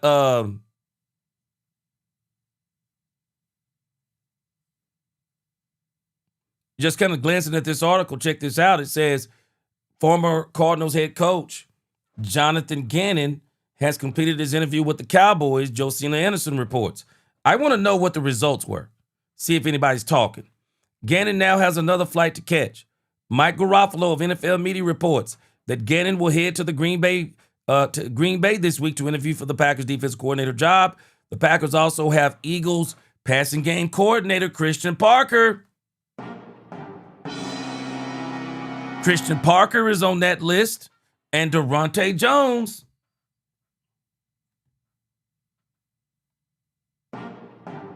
I'm telling us, these people, and this is why I'm telling you in this live stream today, I don't think it's going to be about the Cowboys dragging their feet or slowing around. I think the problem is a lot of these guys got options. And because they have options, they're probably going to pursue those options. The Packers are seeking to replace Jeff Hafley, of course, whom the Dolphins hired on Monday. Gannon spent 3 seasons as the Cardinals head coach before the team fired him at the end of the season. He was 15-36 in his tenure with the Cardinals, including a 3-14 record in 2025. Gannon has earned his head coaching job after 2 seasons for the Eagles defensive coordinator. He's also worked for the Falcons, the Titans, the Vikings, and the Colts, although his time with the Eagles is his only experience as the defense coordinator. And so, man, I'm telling us, the plot thickens as it applies. The plot thickens as it applies to Jonathan Gannon. The plot thickens. And so the thing for the Cowboys, what they are going to be fighting, it's very simple. The Cowboys are going to be fighting the plethora of options that all of these defensive coordinators are going to have. They're going to be fighting that. And because they're fighting all the options, that also means the Cowboys are going to be fighting the pay. They're going to be fighting, they're going to be in some type of, they're going to have to open up the bank account. They're going to have to open up the bank account. Bottom line, they're going to have to open up the bank account. So we're going to see. Mike McCain, he said Green Bay is throwing smoke and mirrors with Jonathan Gannon. Only doing an interview to hype him up so the Cowboys pick him reverse psychology. Man, I'm like Big Mouse Dog. Big Mouse Dog said it's 287 in the chat. He said, hit that like button. Let's get those likes up. So, I'm just saying, the problem is these coaches are going to have options. They're going to have options. And so it's going to be a matter of, can the Cowboys sell these coaches on why it's better to coach in Dallas? Richard Baptiste, doesn't this always happen? You want to get your stock up as a player? Say the Dallas Cowboys are interested. You want to get your stock up as a coach? Say the Dallas Cowboys are interested. It's a great strategy, Richard. It's a great strategy. It's a great strategy. Mike McCain said the one thing Jonathan Gannon did right was not lose to the Cowboys ever. Yeah. Primer Rage, I've said this in the past. I agree with you. The Cowboys should have the largest payroll in sports as it applies to the coaches. They should. I agree with you. James Bowie. Let me tell you the problem with Durante Jones. Durante Jones has multiple options. Teams are going to want to interview Durante Jones. But also, if Brian Flores goes to the Ravens, if Brian Flores goes to the Steelers, well, the Minnesota Vikings, they're going to want to retain Durante Jones. This is going to be the problem with these Cowboys coaching candidates. And kind of segueing into the whole issue about the chain reactions. Every time a head coach is hired, and these head coaches are going to be defensive coordinators for the most part, I guarantee you. Every time one of these defensive coordinators get hired, there are 6 more defensive coordinators that need to be hired. Once they are hired, it's going to leave 6 vacancies. 6 more vacancies. So these guys got options. And so in the grand scheme of things, it just all depends on if they want to coach for the Dallas Cowboys. Because they could all take their time. Because ask yourself, what would you do? What would you do? And I've told you before, if it's me, show me you want me. If you want me to be your DC, make me an offer I can't refuse. Make me an offer to where my agent says, hey, man, let's go ahead and take this because I don't know if you're going to get much better than this, and these are the incentives of doing this, and this. Make me an offer I can't refuse. Because if the Cowboys don't start getting a little bit more aggressive with who they want, other teams out there also want some of these coaches that the Cowboys want. So again, let's think about the chain reactions. So we're still waiting on Brian Flores, waiting on Vance Joseph, waiting on Jim Schwartz. I got news for us. I'm still shocked that the Houston Texans coach hasn't started coming up. I won't be surprised if the Seattle Seahawks, people on their staff, start coming up.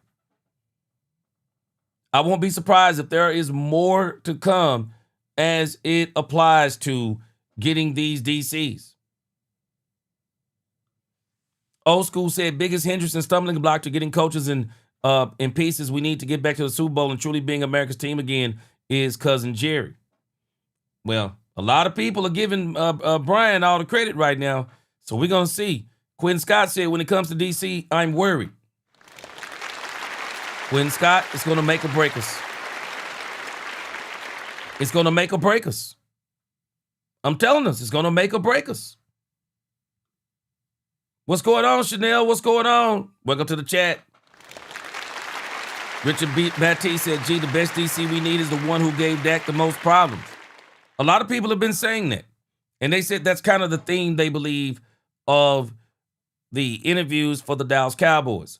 So at this point, man, I'm not going to get too up on anybody because nothing would surprise me as far as the Cowboys and who they would pick. Nothing's going to surprise me.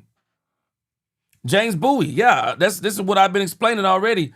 I hope they're not putting all their marbles in Jim Leonhard because if they win, that's another whole week or so. That's what I was explaining early, James, because I'm telling you right now, Vance Joseph is about to give a performance of his life. Vance Joseph knows full well. I'm sure Sean Payton has told Vance behind closed doors because I know what I would be telling him. If I'm Sean Payton behind closed doors, Vance, we need you. I'm telling them, man, we need you. We need you, man. We need you to put together a defensive performance that is out of this world. And I'm telling them, we need a defensive performance that will even allow Jarrett Stidham to come off the bench and win. That's what I'm telling Vance Joseph.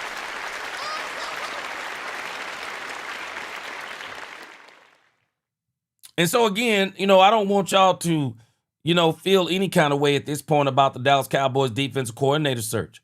I just want you to be prepared for anything. That's all I want you to do. Just be prepared for anything. Be prepared for whatever the Cowboys get, because the next hope will be free agency in the draft. So the Cowboys may be waiting a little bit longer on this search. Yeah, Chanel, I agree. If we get this pick wrong, the Cowboys will be stuck in purgatory. I agree. Larry Golden said, gee, you may not agree, but I don't think we're giving Dallas enough credit for being Dallas. And the appeal of the Dallas Cowboys being America's team, they know the DC would be the head coach soon after 26. Oh, no, I'm not doubting the appeal of the Dallas Cowboys. But what I'm not underestimating, Larry, is these coaches have options. That's what I'm not discounting. These guys are going to have some serious options. They are. In particular, Jim Leonhard. I mean, it's not always about the glitz and the glamour with some people. Some people, man, with Jim Leonhard, it might just be, one, he might not want to leave Denver if Vance gets promoted. Two, he may just want to go back home and just be, hey, I want to do it at home and bring my family back to where my family is. He might want to be in Green Bay where his roots are. So there's a lot more things at play here than just the star power of the Cowboys. Some people might not want to be in that star power. Bass, this is why I'm saying. And because I don't think Stidham can do it, I'm telling Vance Joseph, I need you to do it. I'm telling Vance Joseph, if I'm Peyton behind closed doors, hey, man, I need you to do it. Richard Baptiste, I agree with you. I'm telling you, Richard Baptiste, if I'm Vance Joseph, man, I'm blitzing Drake May in his sleep. I'm blitzing Drake May in his sleep. If I'm Vance Joseph, Drake May gonna need therapy after this game. I'm telling you right now, he gonna need therapy. He gonna have nightmares about my defense. Cause I'm telling you, Drake May is very beatable. They just haven't been playing. They just haven't been playing these kind of defenses, and especially a playoff desperate defense. Man, they about to play I'm telling you, Denver about to play the New England Patriots, man. That defense is about to bring the pain to Drake May. Because I'm telling you, if it's me, it's simple for me. I'm going to make Drake May beat me. I don't care if I got to go man all day long. If you can beat me, man, beat me. Because I'm telling you, I'm bringing the pain. I'm bringing the pain. Mike McCain said, I don't think any of us are prepared for Jonathan Gannon. We're all going to lose our minds. Well, I'm trying to prepare you. Rico Jones. I'm trying to prepare y'all, man. James Bowie, you're asking the $1 million question, though. This is the $1 million question. James Bowie said, let me ask you something, G. If you were hired as a defense coordinator, would you be confident that Jerry and company would get the playmakers you need? That's the $1 million question. Now, James Bowie, think about this. And if you're Jim Leonhard, you already got the players on the Denver Broncos. You already got the players on the Green Bay Packers. You would have to put your trust in Jerry Jones that he's going to get the players. Chanel said the Cowboys are waiting on 3 things to see if Flores gets a head coach job, to check on both coordinators, either from the Broncos or the Seahawks. Man, I'm going to tell you, Chanel, we've been talking about this the whole time, but those guys are going to have options. And I'm actually surprised the Cowboys haven't even interviewed Brian Flores. I don't know if they're going to do it. Rob Bowski, he said, we'll be stuck in purgatory. He said, what do you count the last 30 years? Okay, Rob Bowski, let's change that to we will remain in purgatory. We will remain in purgatory.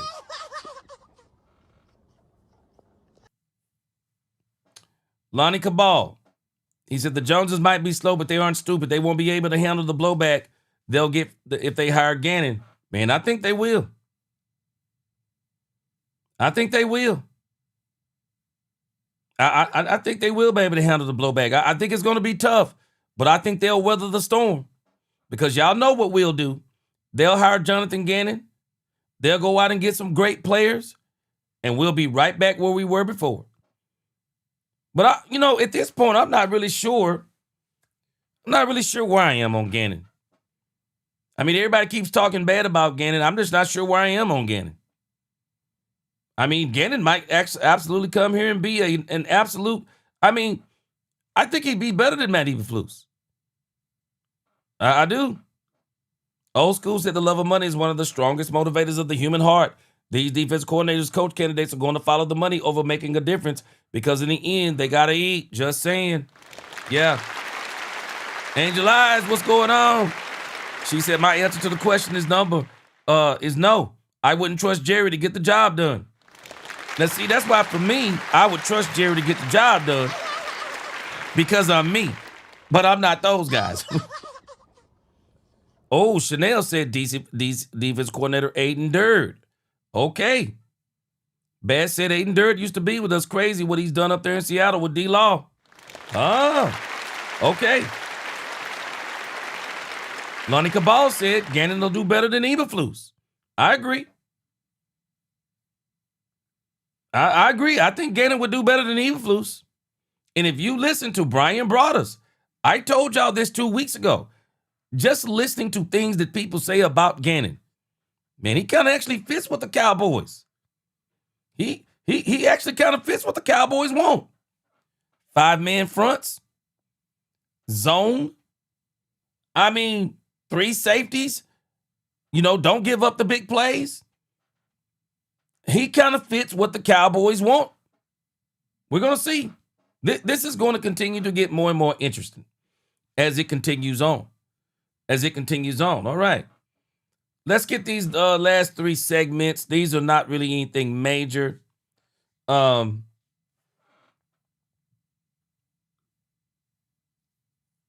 McMahon said, I honestly would like Clayton Adams calling the offense so Shotty can focus strictly on being the head coach.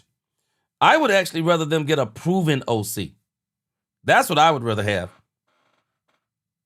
Chanel, you hit this on the head right here, though. This may be one of the knocks on Gannon. And while I think he's a teacher, I think the issue with Gannon may be he's not a good teacher. At least based on some of the videos. At least some of the videos I've seen. Gannon doesn't seem to be a good teacher. Angel I said, I could be your loyalty, Godspeed. Angel, that's why I said me. But if I put myself in these guys' shoes, Angel, they don't have this loyalty to the Cowboys that I have and you have or we have. They don't have that loyalty. They're weighing out things like I've been talking about earlier. Jim Leonhard is a great example. Does he want to leave Denver? Because Vance Joseph is going to get a head coaching job, at least I believe. Does he want to leave Denver? Got a lot of great players over there. Familiar with all the coaching staff. Green Bay, Matt LaFleur. Got our Micah Parsons over there, or our used to be Micah Parsons. I mean, he may see things totally different. He may. Man, let me tell you something, County. Al Harris will never step back in the building as long as Brian Schottenheimer is here. Y'all think it's Jerry. No, Brian Schottenheimer doesn't like Al Harris. Mike McCain said Jonathan Gannon is a good teacher. He taught everybody, including future coaches, not to put their hands on their players. Shoot. Man, Gannon crazy, bro. When I saw Gannon shoulder check that player, boy, he lucky he didn't get swung on. Chanel, Clayton Adams is not a good OC. Good OCs are Mike McDaniels and Todd Monken from the Ravens. Well, McDaniels is already gone. And Jerry's already said Brian Schottenheimer wouldn't have the job if he wasn't calling plays. And I'll tell you right now, I mean, I think if Jerry is to take the plays away from Brian Schottenheimer, book it. It's the beginning of the end. It would be his undoing. I'm just telling you it would be. It would be the beginning of the end. All right. Been hearing this talk about George Pickens and the franchise tag. The Cowboys, the worst thing they could do is try to franchise tag George Pickens. It doesn't make sense for the Cowboys to do this. If I were the Cowboys, I wouldn't even be playing around with this. I just wouldn't. Go ahead and sign George Pickens. I think the Cowboys may absolutely be able to sign George Pickens for around $33 million. I wouldn't even play around with this. You don't need this drama with everything going on. We don't need this drama this season. People keep talking about this, and I don't understand it. Cowboys facing $28 million George Pickens holdout fear. I think they're creating this fear. I don't think this is a fear of the Cowboys. I think the Cowboys are fully confident they're going to sign George Pickens. It says the Cowboys knew that after the 2025 season, they'd have to figure out what to do with George Pickens. That was always a part of the equation when they traded with the Pittsburgh Steelers to acquire the uber-talented wideout. Pickens delivered on his promise on the field for the Cowboys in 2025, even if it didn't translate to a winning season in Dallas. Now he's heading for free agency, and the Cowboys have options. The one floated the most is the $28 million franchise tag. No, and no. Jeremy Fowler is over here talking about this. It says the Cowboys are expected to franchise tag Pickens, which will pay him around $28 million next season. It says, Fowler wrote in his article, but Pickens will want a long-term deal above that number. And if Dallas doesn't give him that, some around the league wonder whether he stays away from the team for a large portion of the offseason, even training camp. Cowboys don't need this nonsense. And I do think Fowler is right here. I just don't see him coming off the season he had, welcoming the tag with open arms. As an AFC coach told Fowler, I agree. No, don't even do this, Dallas. Don't even do it. Don't do it. It's not good for the team. It says if Pickens' franchise tag decides to have until July 15th to reach a deal. Pickens can opt not to actually sign the franchise tag as a way of building leverage. It would be the dumbest thing. It would be the dumbest thing they could do, because I'm telling us now, David Mulugeta is not going to put up with a franchise tag. You watch what I tell you. George Pickens will develop a phantom back issue. You watch what I tell you. George Pickens will develop some kind of chronic issue. It'll be something that you can't measure by taking tests. No. Cowboys, don't do this. It'll be the worst thing we do if the Cowboys does this. Rombowski said if you look to hire another team's DC that is under contract, then the team would first have to allow the interview, would expect draft compensation should you hire them. Yeah, I'm telling you, Gannon is going to be attractive for the boys. Angel Eyes said, I don't think they are. I think he's going to get a 3-year deal, $30 million. Yeah, I think it's going to be probably 3-year, 33, 3-year, 35. I think that's what it's probably going to be. Mose Logan said, Mike Fisher said they're going to tag him. Mike Fisher seemed like he wants them to tag him. Cowboys don't need to be playing around tagging Pickens. It seems like that's what Mike Fisher wants. I like Mike Fisher, but I kind of heard how he talks about George Pickens. No, the Cowboys need to sign George Pickens and just put this behind them. $33.5 million a year with $60 million guaranteed. Tie his contract to Dak and CD as the years is on the contract. Exactly, Chanel. Exactly. I agree. Mike McCain said every NFC team loves to pounce on everything good Cowboys. If they don't sign George Pickens, I guarantee you the Eagles will go after him and pay him everything he wants. Yeah, because the rumor has some people are predicting that the Eagles are going to trade A.J. Brown to the Buffalo Bills. And I think that's a great possibility. The Buffalo Bills need a star wide receiver. The Philadelphia Eagles are fed up with A.J. Brown. A.J. Brown is fed up with Jalen Hurts. I got a feeling that Howie Roseman is probably going to try to find a deal, probably going to get him, and not to mention, you get him to the AFC. You might only have to see him one time a season, and then maybe twice if you go to the Super Bowl. I think there's a case that can be made. A.J. Brown will be with the Buffalo Bills.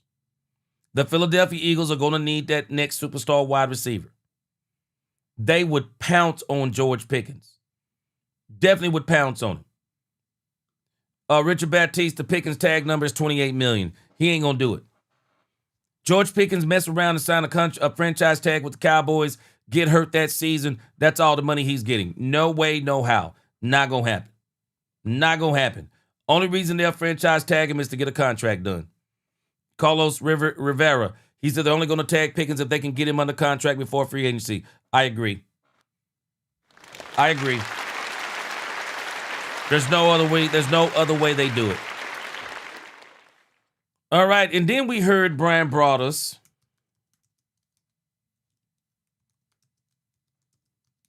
We heard Brian Broaddus talking about Trevon Diggs. I am not buying the Trevon Diggs cut. I'm not buying it. I believe they are doing the Trevon Diggs thing as a favor for Michael Parsons. I think the Green Bay Packers are going to cut him, and then I think they're going to bring him back. I really do.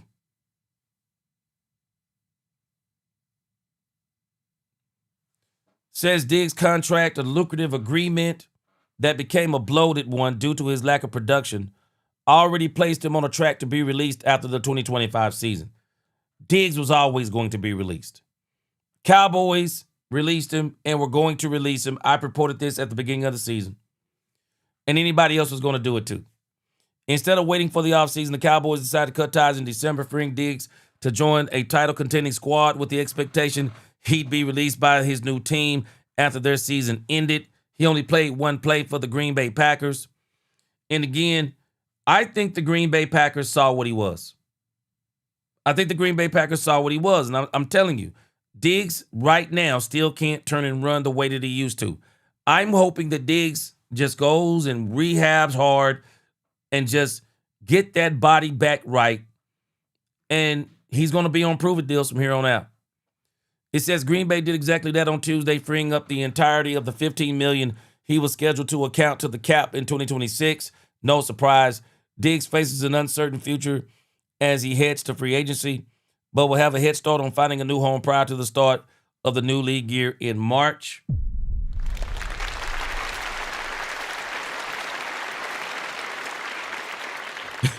Kevin Edwards in the crib. Kevin Edwards said, hold on a second. Kevin Edwards said, gee, come on, man. He said they're not going to bring him back just to watch wide receivers run past him.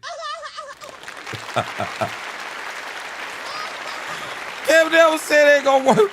He said they ain't bringing him back. And Kevin Edwards, that's the problem. Wide receivers can run past him. And that's why when you watch the one play that he played against, I can't remember who that first game was against. I think it might have been the Bears. That first game, that one play they put him in, I mean, he bailed on a play that I don't even understand why he bailed.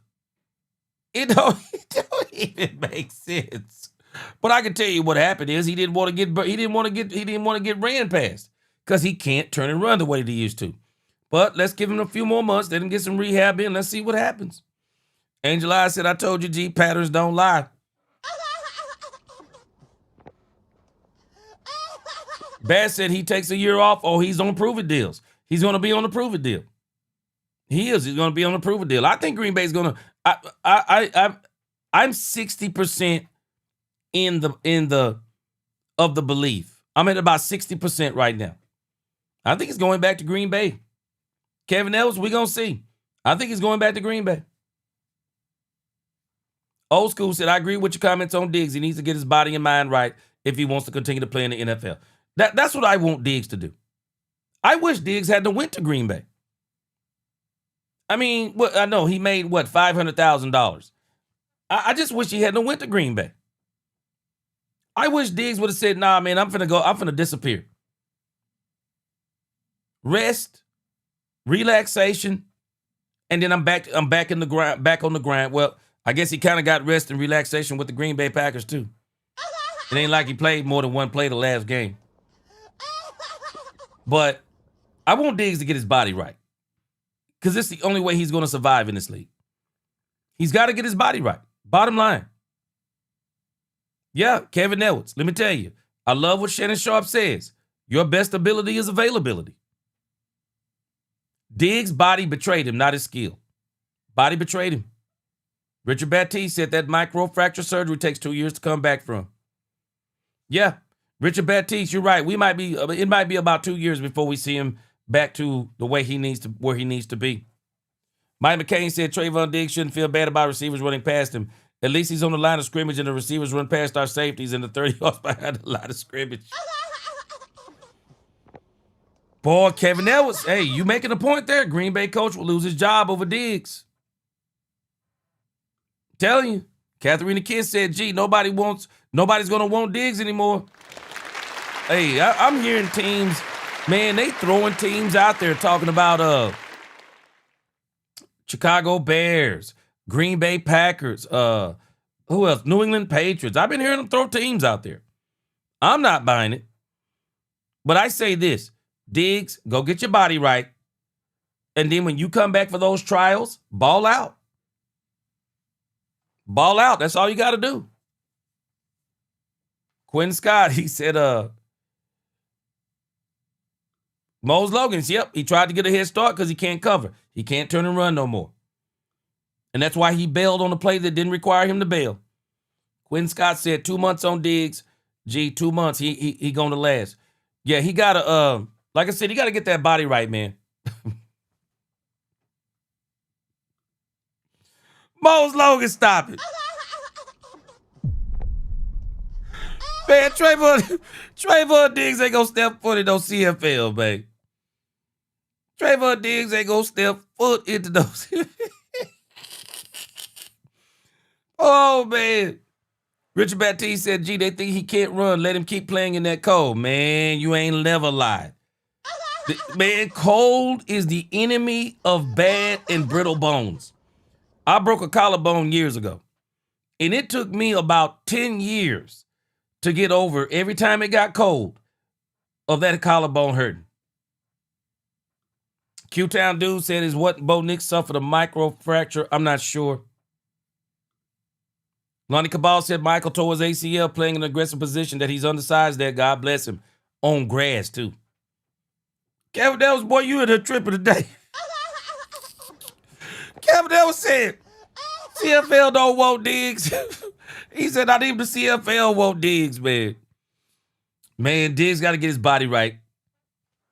All right, let's segue. Here we go. Let's segue into another subject that is funny to me.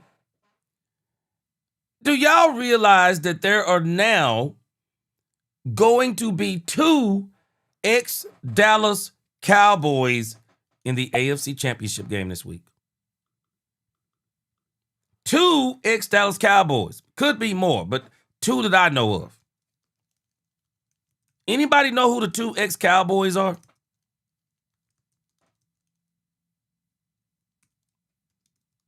One of them is a no-brainer. DeMarcus Lawrence, of course, we all know. DeMarcus Lawrence is in the NFC Championship game.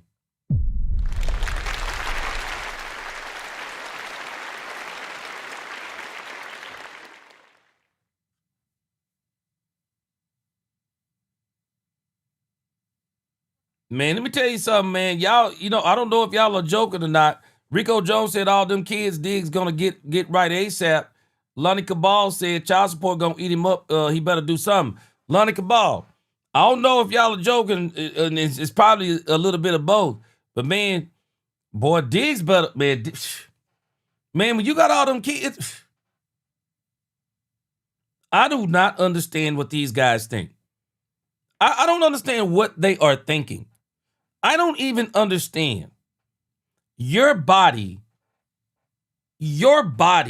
is your temple, but your body is also, when you think about it in the grand scheme of things, your body is the moneymaker. I don't understand professional athletes. You're out here taking chances, sleeping with women, unprotected. I mean, you shouldn't be doing that premarital sex stuff anyway, but you're doing this unprotected. Why do these players do this? And then, why would you want kids all over the place? Those kids are easy to take care of when you're playing. But if there is one sport that I wouldn't be spreading kids all over the place, it's football. Because the NFL stands for not for long.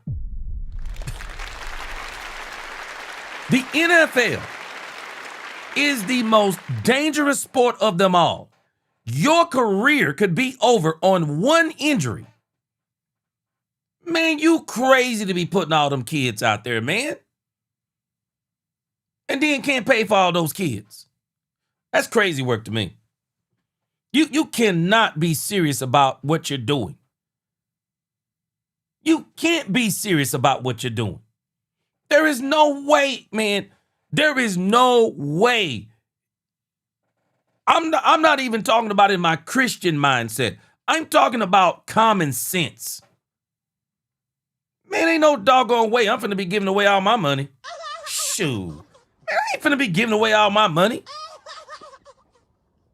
to women that I'm not even with, supporting women and their families. Man, when you are a football player or a basketball player and you got kids everywhere, do you not realize you're not only supporting children, you're not only supporting your own children, you're probably going to be supporting children she get with someone else. You're going to be supporting a boyfriend she may get or a husband she may get, and you're going to be supporting her. Ain't no way. I wish I would. Shoot, man, I don't understand these people, man. Man, Trevon Diggs, if I'm not mistaken, Tatiana, what has he got, 6, 7 kids? No doggone way.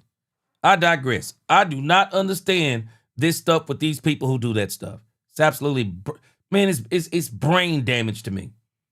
It's brain damage to me. It's poor financial thinking. Risking the moneymaker itself. Putting yourself through mental anguish of all these baby mamas. Come on, man. Guess nobody learned anything from Solomon in the Bible. Guess they learned anything from Solomon in the Bible. Man, this stuff is crazy to me. Not giving away all my doggone money. Man, I'm not doing it, man. I'm not doing it. I want to come home to my kids tonight. I want to come home to my kids at night. I don't want my kids to be spread. I want to come home to my kids at night and my wife. I don't want to be kid. Man, I digress. But people don't understand. That's a part of who you are too as a player. Man, why spread yourself thin mentally like that? It's dumb. It's pure dumb. And then when you're done with this game,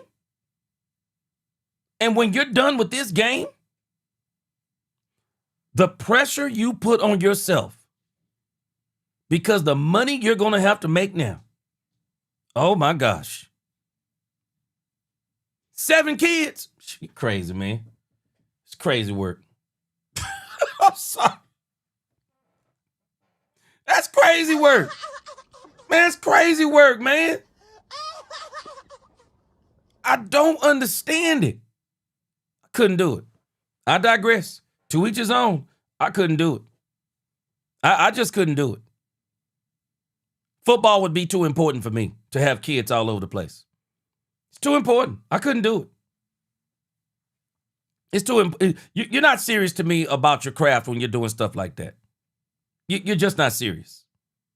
I can't. I'm sorry. I digress, man.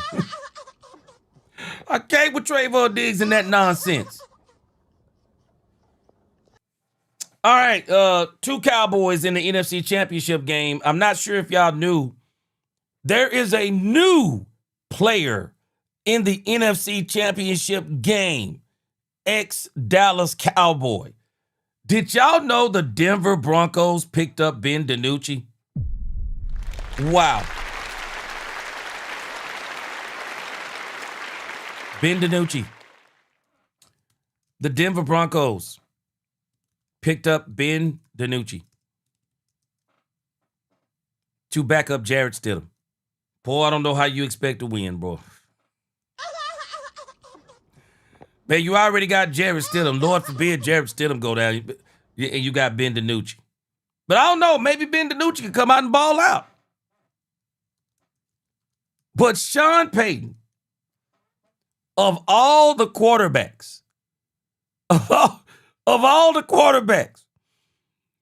that the Denver Broncos could go out and get, they would have got Ben DiNucci, man. They would have got Ben DiNucci. What in the... Man. What? Man, somebody better put Cam Newton on suicide watch right now, man. But, man, if I'm Cam Newton, bro, man, I'm sorry. Man, I'm sorry, bro. Man, if I'm Cam Newton up in this thing, man, I got questions, man. I got questions. Man, I'm Cam Newton. I'm Cam Newton. The Indianapolis coach said, forget the season. We gonna go get Phillip Rivers. Come on, man. Come on, man. They went and dug up Phillip Rivers. Man, did y'all see how Phillip Rivers' football suit was fitting? Come on, man. Stop it. Phillip Rivers, they know darn well Phillip Rivers should have been out there on that field. Man, they went and got Phillip Rivers over Cam Newton. Now they got Ben DiNucci out in this joint. Man, look at Ben DiNucci. They got Ben DiNucci out in this joint, man. My whole mind is blown.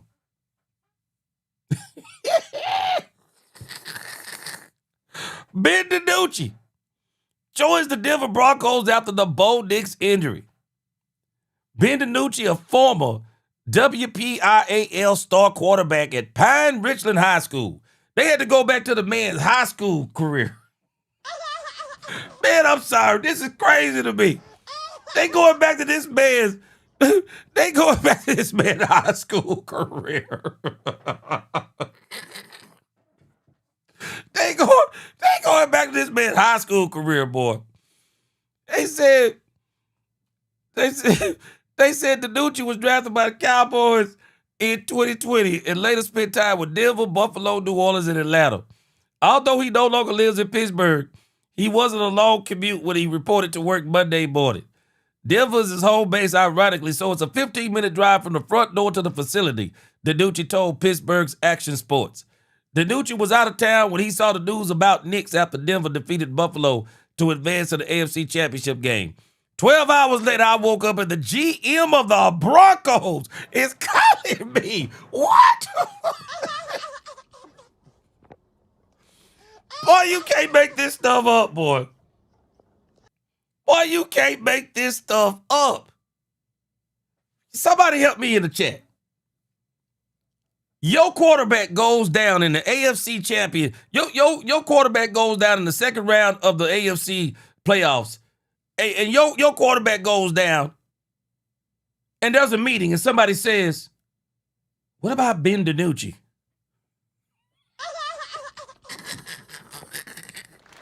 I'm not hating no Ben DiNucci, bro. More power to you. More power to you. But googly muggly. Come on, man. Ben DiNucci. Man, more power to you, Ben DiNucci. In the AFC Championship game, Nucci with the hats. Big Rob Bowser said, careful making fun of the quarterback with the last name DiNucci, G. He could very well have an uncle named Tony. Who runs the North Jersey that might pay you a visit? Brabowski. Maybe that's what got him with the Denver Broncos. Maybe that's what got him with the Broncos. Kevin says Sean Payton know how to do his job. Facts. He played the divisional, missing 2 key players and banked up quarterback. Why not Ben DiNucci? Hey, man. Hey, Kevin. Maybe Sean Payton said, man, it don't matter who you give me. Give me Ben DiNucci. I'll still win with Jarrett Stidham. Yeah, County Field, boy, you ain't lying. They must really hate Cam. Man, do people not realize Cam Newton's only 36 years old? That is not old for a quarterback. Especially when you think about how talented Cam Newton was for about 3. Cam Newton dominated this league for about 3 years. But man, man. Man. Boy, this is crazy to me, man. Boy, pro car care, he said they would have been better off getting Ric Flair. Boy, this is crazy to me, man. This is crazy to me. Ben DiNucci is in the AFC Championship game, guys. Dak Fan for Life, he appreciate that super chat. He said, G, you do know that Sean Payton personally brought Jarrett Stidham to the Broncos in 2023. I agree with you, G, but I'm just saying, hey, man, I'm telling you, Sean Payton, we might be watching another Nick Foles performance. Man, one thing I'll tell you about Sean Payton, I'm not a fan of Sean Payton, the way he disrespected Russell Wilson on the sidelines. But I got to give it to him. You want to talk about play calling? I think Sean Payton's underrated. Sean Payton's one of the top play callers in the league. Yeah, he good. That boy good.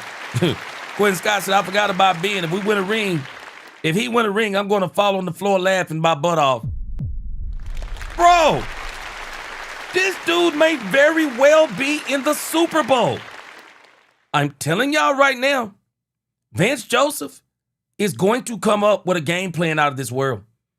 And I'm telling you, my game plan for Drake May is simple. Pressure. Pressure busts pipes or it creates diamonds. Pressure.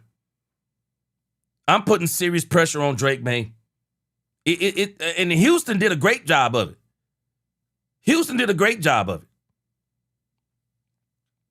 Let's see here. It says he's familiar with Denver's offense and the coaching staff. It will be fun, he said. I'm going to have to shove my face with about 10,000 calories a day this week and make sure I gain a couple of pounds. It's been a while since I've had to take a hit and put my body through what I'm going to have to put it through. Yeah, he's going to be on the regular squad, Chanel. Yeah, he's actually the backup. He's going to be on the regular squad. I'm pretty sure. I'm pretty sure the goal is for him not to play, though. And I'm telling you, man, Sean Payton is going to have a game plan for Jarrett Stidham. I'm telling y'all right now. Sean Payton is going to have a game plan for Jarrett Stidham. Man, I'm telling you, this is going to be the most interesting game of the weekend for me. This is going to be the most interesting game of the weekend. Because Sean Payton is very well with Jarrett Stidham. He may very well pull a Nick Foles on us. May very well pull a Nick Foles on us. No doubt. Kevin said, I blame the system for Cam. You can't tell me they didn't have a dislike for Cam to allow him to take so many hits to the head. Man, let me tell you something. Kevin Edwards. Cam Newton. Cam Newton had the personality of a Deion Sanders. And one thing I know about this league, and they can tell me anything they want to, this league does not like its quarterbacks being like Deion Sanders. They don't mind Deion Sanders being like Deion Sanders. They don't want quarterbacks being like Deion Sanders. They were not calling plays on Cam Newton, calling penalties on Cam Newton that they should have been calling. And Cam Newton, to me, is crazy because Cam Newton literally sacrificed his body for the Carolina Panthers. And that's why he had to have all those surgeries towards the end of his career. He sacrificed his body. Shouldn't have done it. Cam Newton was running through the league like a running back, taking hits to the head, late hits, all kinds of things, and the referees were turning their head. This is why a lot of these people don't like Shedeur Sanders. They don't want Shedeur Sanders being Deion Sanders. Shedeur got a lot of Deion in him. But what they ought to understand about Shedeur, it's not just that he has a lot of Deion in him as far as the way he carries himself, but Shedeur also has a lot of Deion Sanders in him in his morals, his values, and the way he prepares for games. Man, Shedeur Sanders, I think we're going to look back in a few years and people are going to realize how dumb they were for letting this kid slide to the 5th round. I believe that God has a plan for Shedeur Sanders, and I believe Shedeur Sanders is going to rise to the top. But this league don't like quarterbacks to be like Cam Newton and now Shedeur Sanders. They don't mind Brock Purdy doing the Dougie. They don't mind Jackson Dart doing the Dougie. But Cam Newton was Superman. He was dabbing and Supermaning and now you got Shedeur Sanders with the wristwatch thing. This league don't like quarterbacks like that. Bottom line. It wouldn't bother me in the least bit. I would love to have a Shedeur Sanders on my team. I would absolutely love it. But this league, Kevin Edwards, they don't like it. They don't like quarterbacks like that. They don't. They absolutely don't. And I don't know. I can't explain it to you. They just don't like quarterbacks like that. And that's what's going on with Cam Newton.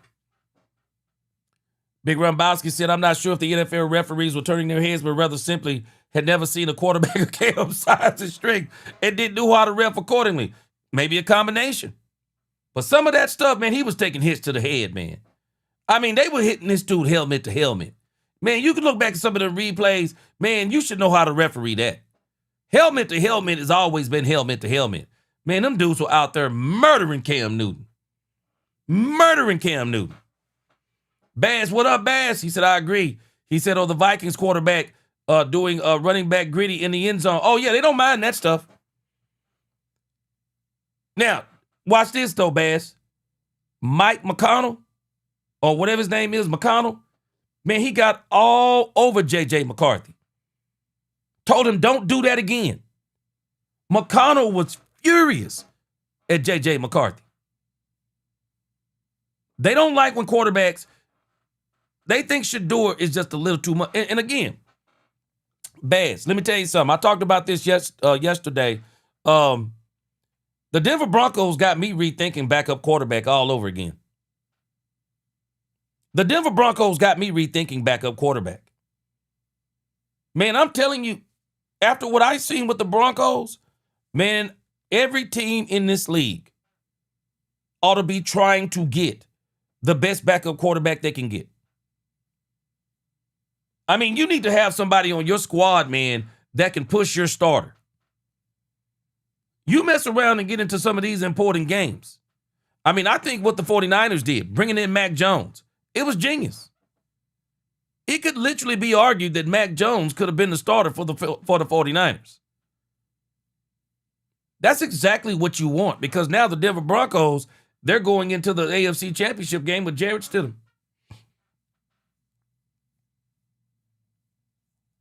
Jarrett Stidham and Ben DiNucci as the backup. Yeah, I mean, they treated Cam bad. They did. They treated Cam bad. I agree that some of what Rumbowski is saying is true, too, because Cam Newton was a punisher. He punished other teams, too. But some of the hits they were allowing Cam Newton to take was insanity. And I think that's why Cam Newton, he never was the most accurate quarterback. But Cam Newton now, I think that's why he's kind of messed up physically. But the dude is only 36. And Cam Newton was made in a factory. Man, I don't know if you've ever seen Cam Newton with his shirt off. Cam Newton was made in a factory, man. Him and dudes like Myles Garrett, that's not human.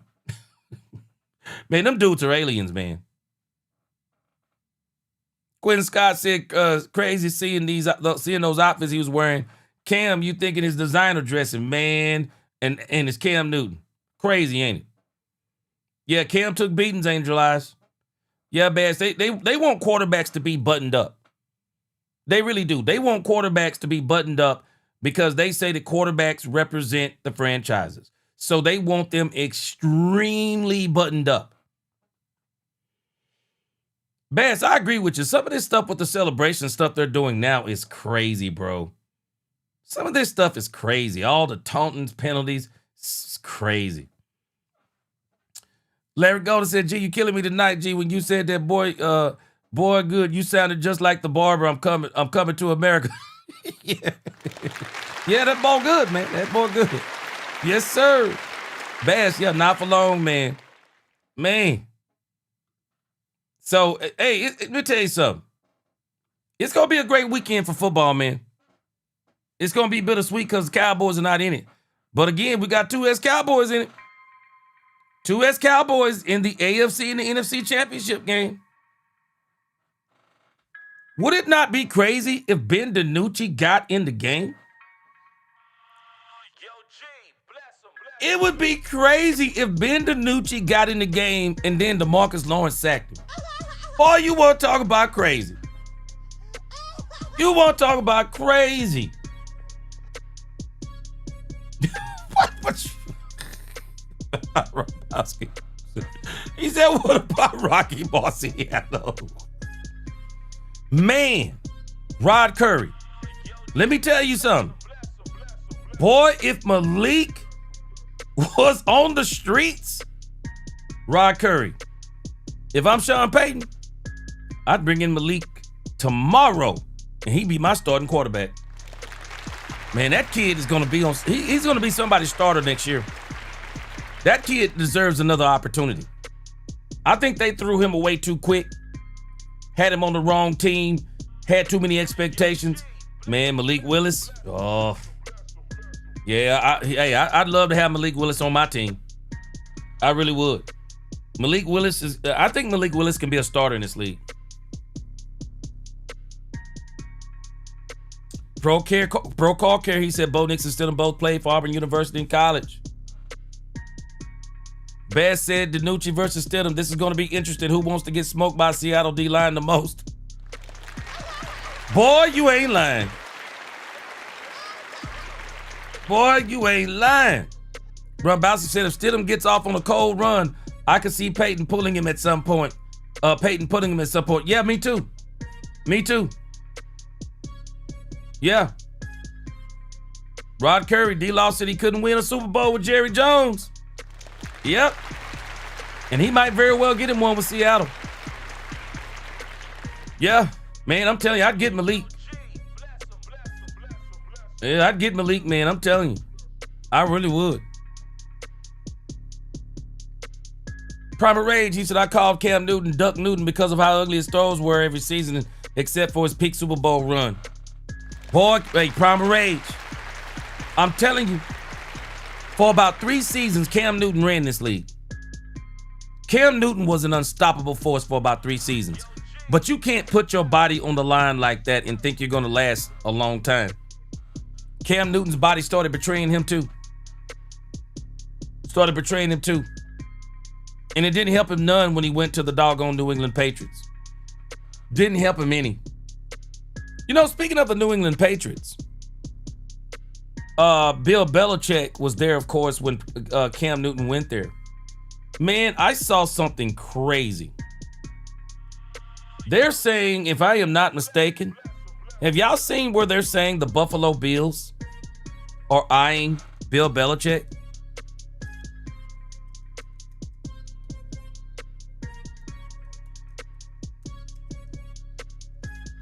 They are saying that the Buffalo Bills are interested in Bill Belichick. I'm struggling with that. This is probably just more banter coming from the media. But it's out there that the Bills may be interested in Bill Belichick. I'm struggling with that. Yeah, it says within minutes of being firing being reported. Former Bills coach and ESPN analyst Rex Ryan, yeah, I remember him saying this, suggests the Bills pursue Bill Belichick as their next head coach while bringing Brian Daboll back as offensive coordinator. So this is probably, like I said, more coming from media pundits. But I've heard stranger things. One thing about this league I've learned, it loves to recycle coaches. Loves to recycle coaches. Yeah, Country Field. But his contract is set up to where he can leave. Kevin Ellis said they should have kept Sean McDermott. I said the same thing. It's stupid. Should have kept Sean McDermott. Richard Baptiste, he can't win 5 games in college. He's been terrible in college. Kevin Ellis, I agree with you. Bills messed up bad. I agree with you. Yeah, they'd have to buy out that contract at UNC.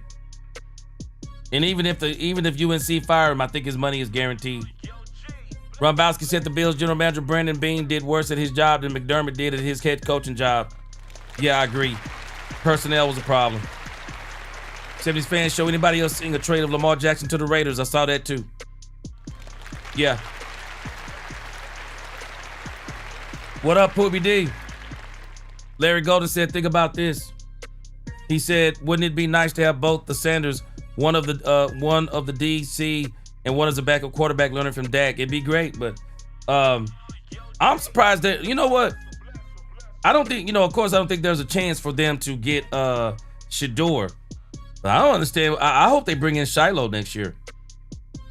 I don't know. Shiloh got a big time YouTube channel thing going now, but I would love to see Shiloh Sanders come back and be a safety for the Dallas Cowboys. I really would. Angel Eyes said, I'm a bandwagon Seahawks fan right now. Yeah, I kind of want D-Law to win it too. I do too.